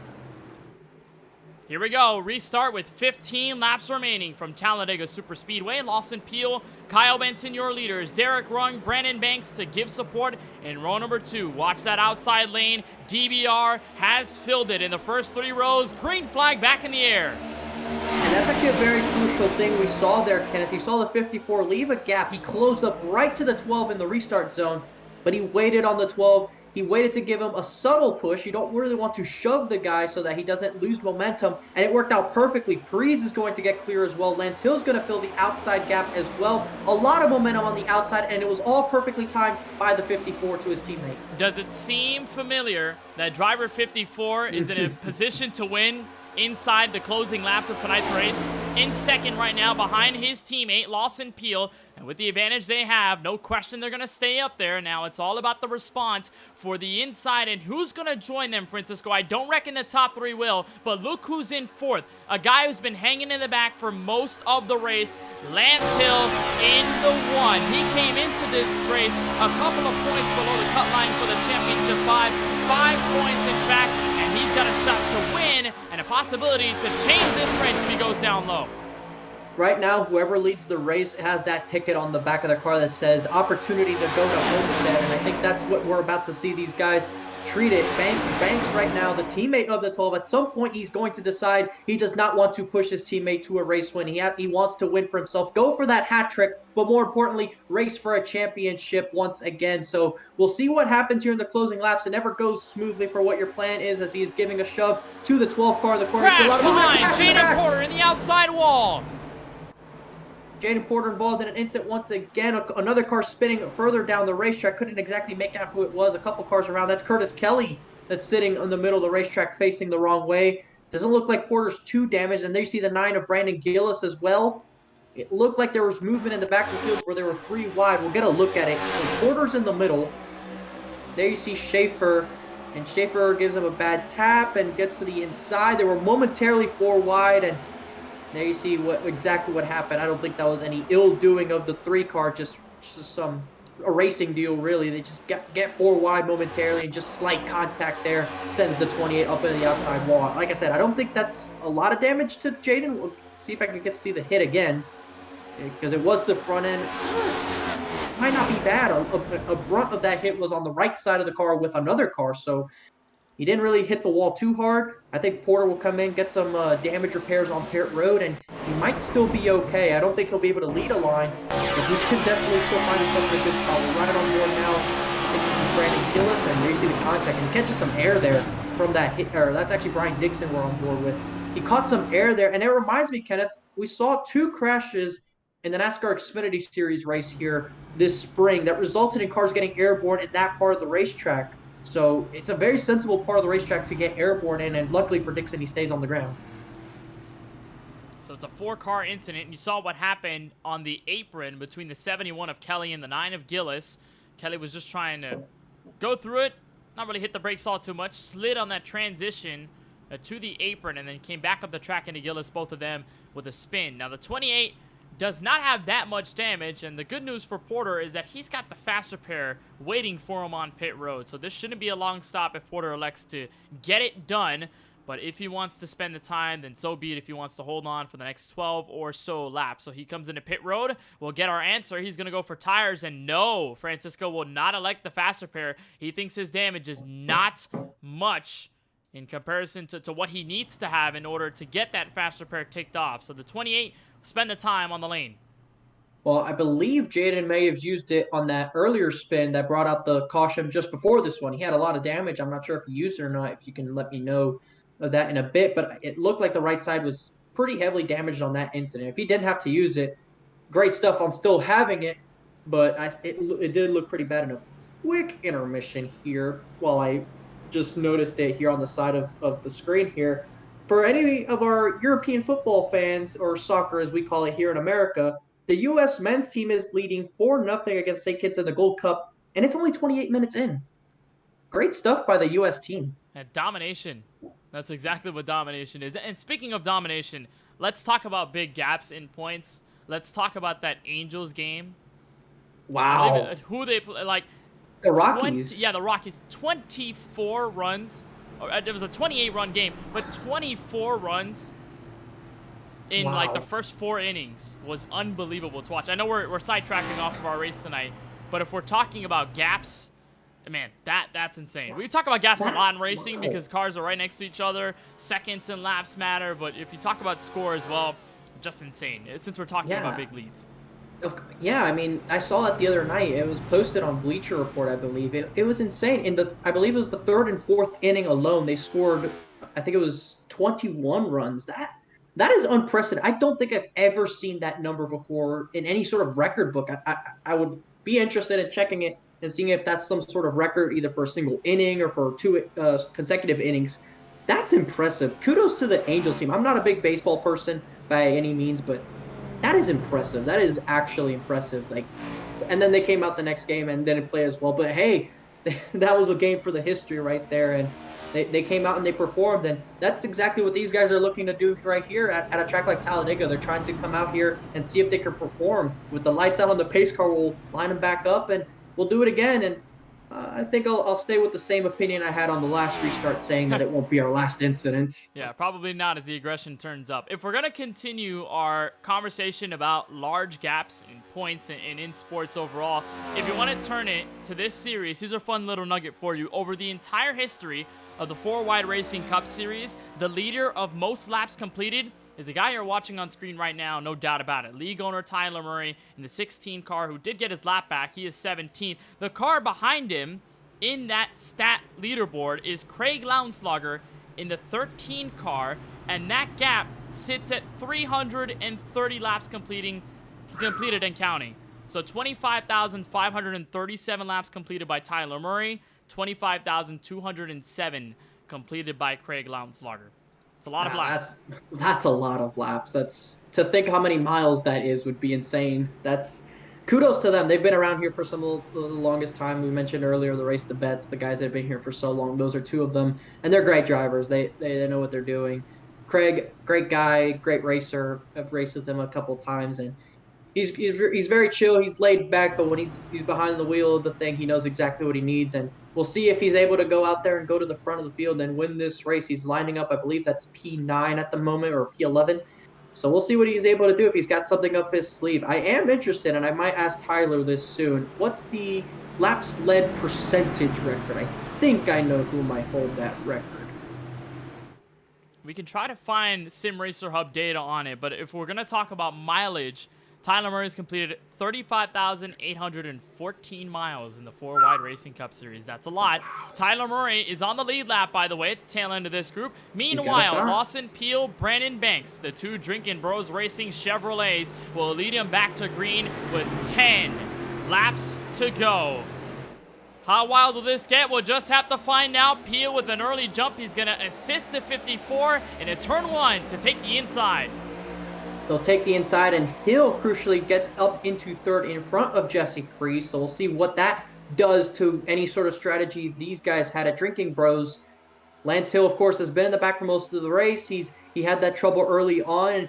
He's down in the points. He has a shot to get in mathematically, but if he sees a shot at being able to be locked in and not worry about Phoenix, you have to think he's going to go for it, as Jesse Priest is going for it on the outside. The Drinking Bros cars move up to pick him up, and they're all going up to the top side as Hill now goes to the bottom with help from a rookie driver on the inside with the 84. They're going to see if they can challenge on the inside. Derek Rung trying to help the one car to get to the front, and they may have Curtis Kelly. Never mind, they won't. That 71 dives down. They're going to leave the 84 for dust, it appears. Colin Forster's the only one to help that Toyota Camry in the middle lane, but Drinking Bros Racing holds control of tonight's race from Talladega right now. But there's Kyle Benson sitting in the 5th spot. Can he do anything coming out of turn 2?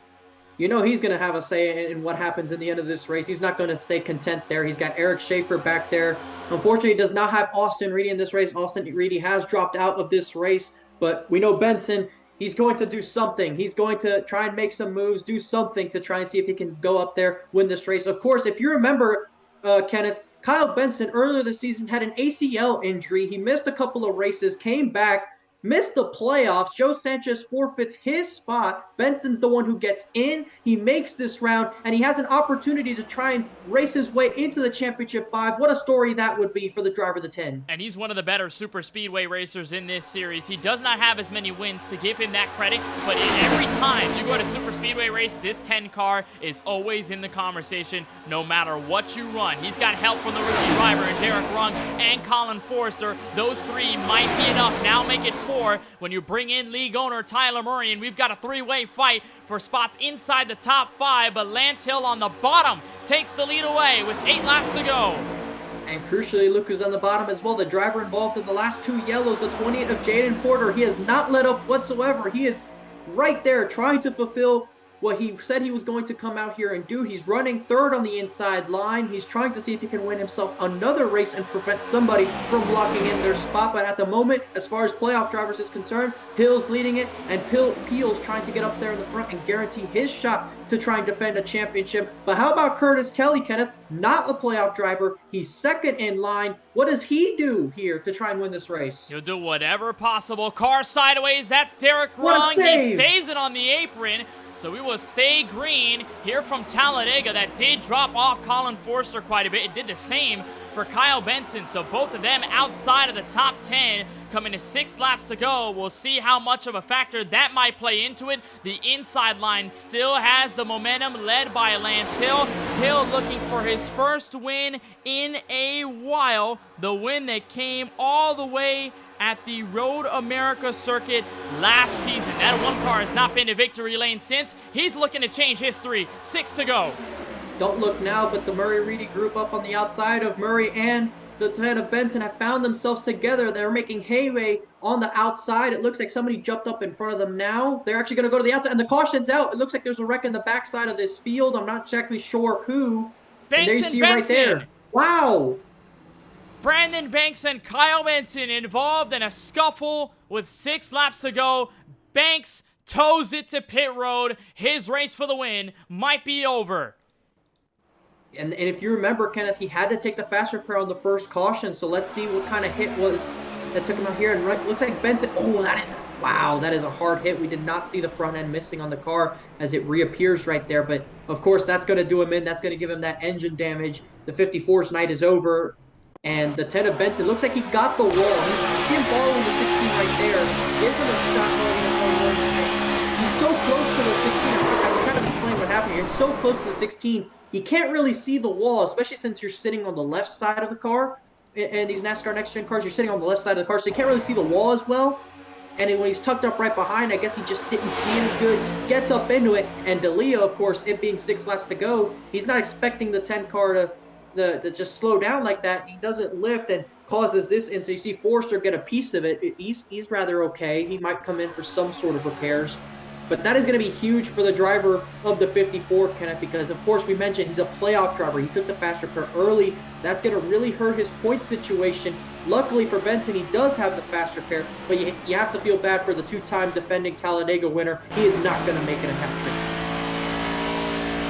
So tough for Banks, and that was the pivotal point that I was looking for. As soon as I saw Banks parked on the grass in the apron of turns 3 and 4, that he had already used his fast repair so early on tonight, and we questioned with the one fast repair strategy how important it is to keep it as long as possible. When you burn it that early, you run the risk of getting taken out of the race and having no opportunity to get back in it. In the case for Banks, is that hit was hard enough, knocked out the toe link, and he could not drive it back to pit lane. So Brandon Banks out of tonight's race.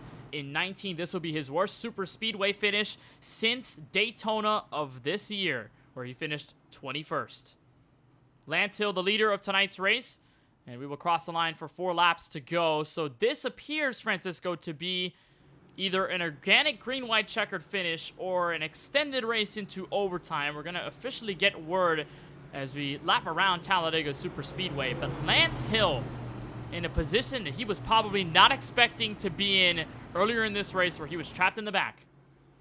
Yeah, he had trouble early on, lost the lead draft, and needed that caution that we were talking about for so long during that green flag run that would present himself an opportunity to close back up. And as soon as he did, he finds himself up at the front of the field. So right now he holds the lead of the race. And I'm not sure if you want to be the leader of the race necessarily, because you're a sitting duck out there. Everybody out there can get runs and stuff. You usually want to be about second or third coming to the white flag at the very least. But you never know. If we use up all the overtime restarts, maybe you do want to be the leader, but you never know that in advance. We'll see if it is overtime when we get to the line. Next lap will dictate. If the lights go out, it'll be an organic restart, as you mentioned. And if it stays with the yellow lights flashing, it will officially be overtime in the 4-Wide Racing Cup Series. But I do want to make an interesting note here. That inside lane, positions 3 and 5, will be filled with teammates Jaden Porter and Rodney Roberts. So we'll see what that duo is able to do. They're not a duo that has a lot of experience working together with each other. Rodney, of course, raced early on in the season and has been racing sparingly since. Jaden, of course, full-time and already in the Championship 5. But we'll see what happens with those two. If one of them can kind of see what they can do to get to the front of the field and kind of fight it for amongst themselves. That always ends up being an interesting topic among teammates, and we've seen that with Drinking Bros. We've seen that with Murray Reedy. When you get down to the end of the races, how much are you willing to help your teammate before you got to go up there and race for the win yourself? It's a tough spot to be in, to manage that stuff. Having been in that position, you have to balance racing your teammate to try and help them out, but also going for the win yourself as a race car driver. So we'll try and double them up. And you're right, Bakke Albuena Racing, rather, they have the advantage on the inside lane. Lights are out with 3 laps to go, so indeed this is an organic overtime restart. We're not officially extending this race past distance, 94 laps, but we will have a situation where it appears it will be like a green-white checkered restart. Now, if a caution does come out, we will get into overtime officially. We'll explain those rules for you when we cross that bridge, but for now, it's a 2-lap to go restart. It is Lance Hill at the forefront of the field. Curtis Kelly on the outside in row number 1. Lance Hill is looking for his first 4-wide Racing Cup Series victory since Season 4 at Road America. And that title fight, or for that trophy rather, with Lawson Peel, Jaden Porter, Craig Lounslugger, 3rd and 4th, row number 2. Rodney Roberts, that BBR teammate of Jaden Porter, is going to support the 28 car on the inside of row 3. Brandon Gillis, how about driver number 9 inside the top 6? About 2 cautions ago, he was in that incident with Jaden Porter in turn 4. Kenneth, he finds himself up in the 6th position. So at least before we take the green flag, shout out to the Brandon Gillis. He sometimes can surprise us on these super speedway races, and he's in position. All you have to do is be in position, and anything can happen in the next 2 or more laps in this particular situation, which leads me to ask you, Kenneth, you said if you'll explain the overtime rules if we cross the bridge. Do we cross the bridge? I hope not, but I'm not going to say anything yet. We'll have to see. The pace car will make that turn off of pit road and leave us wondering, do we get back to the white flag under green, or will there be another yellow flag in this race? And we'll just have to see what these guys do and what they're willing to do to win this race. There you see the pace car getting ready to turn off, but it's a long way back to the restart zone and start-finish line, which, of course, as we mentioned at every Talladega race, it will play a role in who wins this race. The start-finish line is not right here in the center of this tri-oval. It's 1,000 feet down at the end of pit road, halfway between here and turn 1. There you see it all the way over there. They're in the restart zone. They're under green. Can we make it 5.5 miles?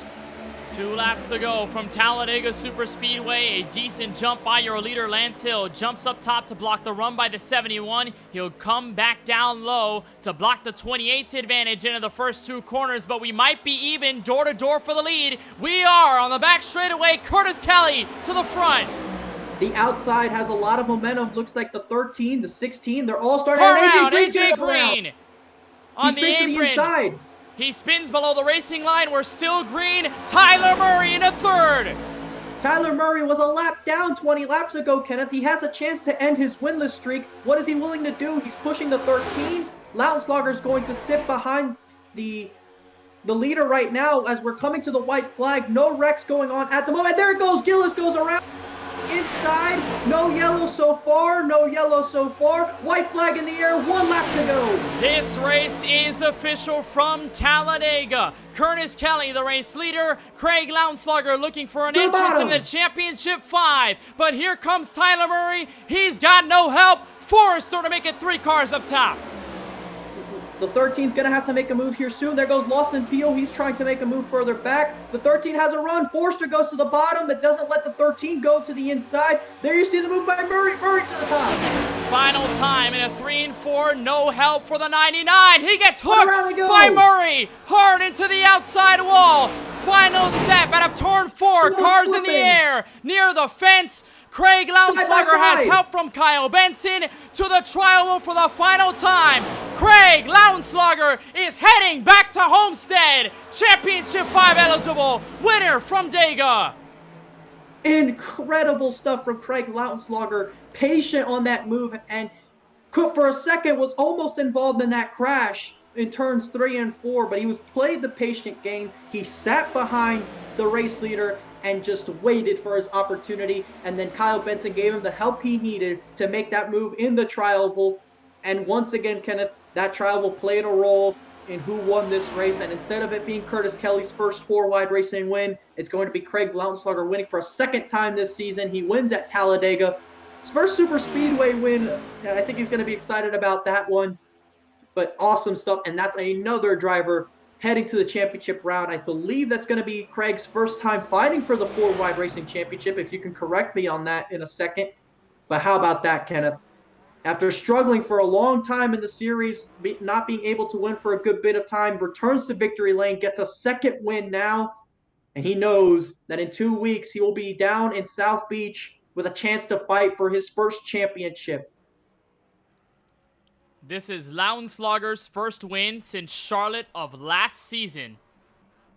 Wow. Which got him into the Championship 5 at Texas, and unfortunately could not make the most of it to win that title, but he's got a 2nd chance As Lounslugger burns it down and immediately takes his car out of the session. He's had enough. He wants to ship it to Homestead. The 13 car wins from Talladega Superspeedway. Let's take a look at the unofficial results here from the biggest and baddest superspeedway of them all. Lounslugger the winner by 7/100ths of a second over Kyle Benson. Gotta give the 10 car that much credit for surviving to the end. And Lounslugger, who was plus 10 to the cut line, is already locked in. Benson with this finish should be Championship 5 eligible with a spot to hold on to it next week at Phoenix. Curtis Kelly in the 71. He was the catbird seat driver heading for the white flag and unfortunately was not there to be first at the stripe at the end, but Kelly put up a clean and fantastic race. You gotta give credit to driver 71. Jaden Porter involved in multiple crashes before the race ended.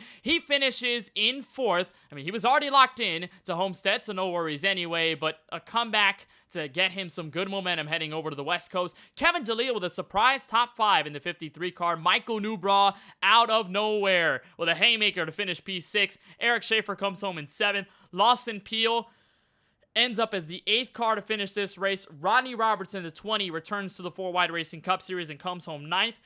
Jesse Prees in the 00 rounds out the top 10. And here looking at 11th is going to be Tony Kivet. Derek Runge in his debut finishes 12th. He finishes on the lead lap. I think that's as successful for a Talladega debut as it can be. Lance Hill will finish down in 13th after being up in the front on that last restart. AJ Green, of course, got turned on coming to the white flag lap in the 14th position. Tyler Murray was running up in the front, had a chance to win, will finish in 15th. Brandon Gillis got turned coming to the white flag in the trial, will finishes 16th. Colin Forrester, 1 lap down. Cody Kinsey 1 lap down in 18th. Brandon Banks, of course, with that heartbreak, with that late caution, of course, will not finish the race, and that's going to really set him back in the points. Brian Dixon will finish in the 20th position, and your final cars from the field will be in 21st place. The screen hasn't updated yet. There you can see the 2-car of Wyatt Brackett finishing in 21st, and Austin Reedy, of course, was up in the front and battling earlier on in the race, but that connection issue might have just gotten him a little bit there, and he finishes in 22nd. Not a playoff driver, so nothing to really lose there, but now we get to talk to someone who's going to have a ticket with a flight that says Miami International Airport, you're battling for a championship. Let's get to hear what Craig has to say. Well, hopefully we get to hear what Craig has to say. He's not in the voice chat, though, so we're going to hope that we can get him at some point and maybe get his thoughts on entering the Championship 5. I figure that he left immediately, probably doesn't want to talk to us because all he wants to focus on is Homestead. I'm going to hope that's the situation. We'll say that. Yeah, we'll say that, but we'll talk to the driver who comes home in second, and that is Kyle Benson in the 10 car. Now, Kyle, you had to go through a lot in this race, and I know that every time we go out to these big tracks, you're forced to be reckoned with. Tonight is no different. You found yourself in a back-and-forth motion in those last couple of laps. What was it like to survive the 2-lap melee to finish? Oh, it was wild.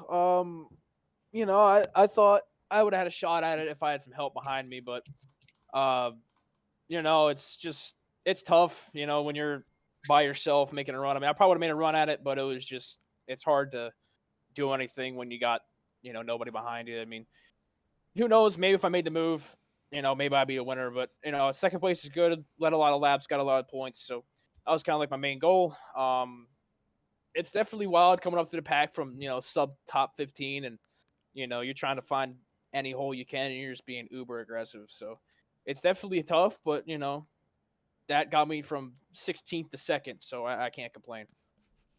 Everything always goes wild here at places like Talladega, no doubt about it. But I mean, you talked about getting some good points, and that's exactly what you walk away with. The second place finish surely will get you to the Championship 5 point standing range heading into Phoenix next week. But going into this race, what kind of anticipations were there? Did you have any anxiety about making it to the Championship 5 by Phoenix time and just holding on to that gap? What was going through your mind before the green flag versus what it's like now?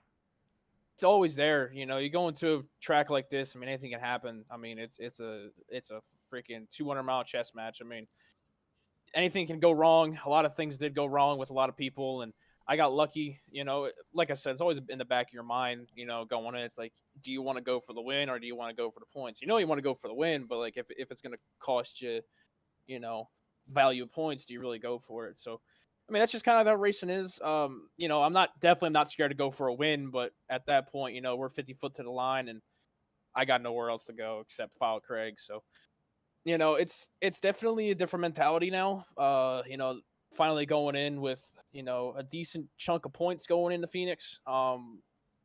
It's just gonna take whatever, you know, what happens in Phoenix, and just hope we hold on, man. I really want to get a shot at this championship again and get some redemption. So we're gonna find out, man. We're gonna find out how Phoenix goes, and we're gonna see if we can make it.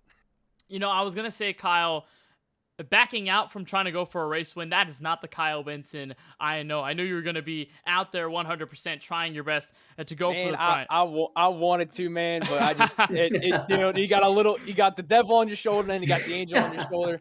You know, the devil's telling me, oh, mate, go under the white line, you know, see what happens, you know, but, you know, you don't want to make that move, and, you know, you go from all the way to the back, you lose all your points, lose all the momentum. You know, trust me, I wanted to go for it really bad. I just didn't have the run I thought it was. You know, who knows? It's man. It's whatever happens. That devil was probably telling you to go to pit road and just go blasting at 195 to cut the track and go to the start finish line. Oh yeah, I wanted to moon car that thing so bad, but I couldn't. So I mean, it's you know, you just gotta hope and pray, and you know, whatever finish you get, man, it's hard to finish good in these plate tracks. And when you finally finish good at a plate track, it's like winning a race. So I'll take it any day, man. Hey, well, you're above the cut line. That's the good news. You head into Phoenix with some good momentum. Kyle, of course, is such a gem on an interview. But before we let you go, anybody you just want to thank for tonight's run from Dega? Yeah, everybody in Four Wide, man. We're really just really clicking on, man. We got a lot of cool stuff coming up, man. And you know, we're just happy and ready to go to start it. So, everybody comes into Four Wide every week, man. You guys for a whale of a broadcast. It's always good to, you know, hear your voice and hear you call our races, man. We're beyond blessed to have y'all, and you know, and we're ready to go, man. We're ready to go into Phoenix, man. Last races of the year, man. We're gonna try to make it look good for y'all. Well, we certainly appreciate the time, as always, Kyle. A huge congratulations on the second place finish here from Talladega Super Speedway. You head to Phoenix with a lot of good points on your side. Best of luck next week. Happy 4th of July. Next Tuesday. It's kind of weird seeing July 4th on a Tuesday, but still, it's definitely odd. Have a happy and safe July 4th week, I guess, and we'll see you at Phoenix next time. Hey, appreciate it, man. Thank you. So that is Kyle Benson, driver of the 10 car, who ends up second place here from Talladega Super Speedway. Now we'll get a word with our race winner tonight, and that is the 13 of Craig Lautenschlager. Francisco, you are with one happy driver. Well, Craig, I get to say words you've been wanting to hear. You're going to Homestead. What are your immediate thoughts? Just relief, honestly. I mean, it's hard to come away with a win at Talladega. It's as much a roll of the dice as it is a skill test, and somehow managed to pass that test at the end of the race. And things just they went well for me late, and just total relief that I don't have to worry about Phoenix next week. Yeah, you mentioned the race getting hectic there at the end. Of course, with all the cautions and all the restarts, it really takes a stress on the mind. What was your mindset going through all those restarts and thinking about how can you put yourself in position to obviously avoid those crashes, but better help yourself for the next restart? Well, after the long green flag run, that caution that came out saved my race because I was back in the third pack, and I had some unfortunate ways I lost the draft, and then I got back into the race, and I don't know, I just went out there and really just put my car where I thought would get me closer to the front. And when you're that far back on those cautions, it's going to be difficult to get up there, but somehow I managed to get in the bottom at one point with the 28, I think, was leading that pack, and we made some ground, and then another caution came out, and it put us near the front, and then it was just a matter of kind of the cards falling where they did. So you can't really worry too much about getting wrecked at that point in the race. It's just push, and get up there. Well, the cards did fall your way, and you're able to come away with the win, which leads me to my next question. You're now guaranteed that spot at Homestead. You are joining Jaden Porter and 3 others, which will determine officially next week at Phoenix. So what does the mindset now become now that you know you have that spot at Homestead? What kind of preparations are you looking to take for that championship fight in 2 weeks? Well, really, I need to run some laps at Homestead. I've never been great at Homestead. Last time we ran it in these cars, I was just not good at all. So it's not one of my stronger tracks. So I just need to figure out that track in general. It's kind of a weird one because it can be tight and it can be very loose. So just need to try to get to know that track like the back of my hand and feel a lot more comfortable there. Well, you have 2 weeks to be able to get ready, Craig. Congratulations again. We'll give you the opportunity to give a shout out to all the people who for whoever's watching or whoever's a part of being able to make this happen. For all the season, for getting you to this opportunity, for winning this race and getting you to the championship 5. Yeah, I mean, a shout out to my mom's probably watching possibly right now, and then just shout out to the Murray Reedy Motorsports team. It was kind of an unfortunate series of events going into this race for us, and we had a lot of guys. That one guy was in surgery, and some other guys couldn't make it. So we were understaffed in this super speedway race, and somehow to have one of our kind of cars win the thing was awesome. And then Tyler Murray for putting everything on for 4 wide. I always say that every time, but can't be understated how big his role is in the league. We appreciate you taking the time with us, Craig. We wish luck to that person having surgery. We hope that everything goes well for them and for you guys that know him. And once again, congratulations on your win here tonight, your first win of the season. You get to race for a championship in 2 weeks' time, and we can't wait to see you out there fighting for that big old cup. So we're going to leave you out here to celebrate like it's 1999. So enjoy your victory. Thank you. So that is Craig Lownslager onwards to the championship finale at Homestead, Miami. Let's talk with the driver who comes home in third out of the last 2 laps in this super speedway race. We're caught up with the driver of the number 71, Curtis Kelly. And Curtis, I gotta give you so much credit for putting yourself in the right place at the right time. You were at the lead, going for that white flag. Just talk us through your experience in those last 2 laps and your perspective on the white flag. Yeah, I was just happy to be up there with Lance Hill at the front. We got a good run to get up there, and that's the position we needed to be in, obviously, to make it happen at the end. Coming to the white flag, Craig was working pretty well with me still, but going down the back stretch, he started to play the yo-yo game and trying to build the run up, and I did my best to keep it in line, but honestly let him get too far out for me, so we built up the run at the end there, coming into 3 and 4. And didn't really get the block on him at all. A little late there, but just happy to bring home a top 3 after not having the ideal season this year, missing out on a playoff race, so knocking myself out that way. It's good to get a top 5, top 3 finish, and really fun bringing it up front with Lance Hill from the back a few times tonight. And talk us through the way the momentum shifted in this race for you, because you started back in 18th. You had an experience of what it was like to run back there in the draft. And then all of a sudden, this race comes down to a close and you're fighting for the lead and trying to make sure that your moves are as calculated as ever. What was that transition like, and how did it make you feel as you got closer to the end of the race?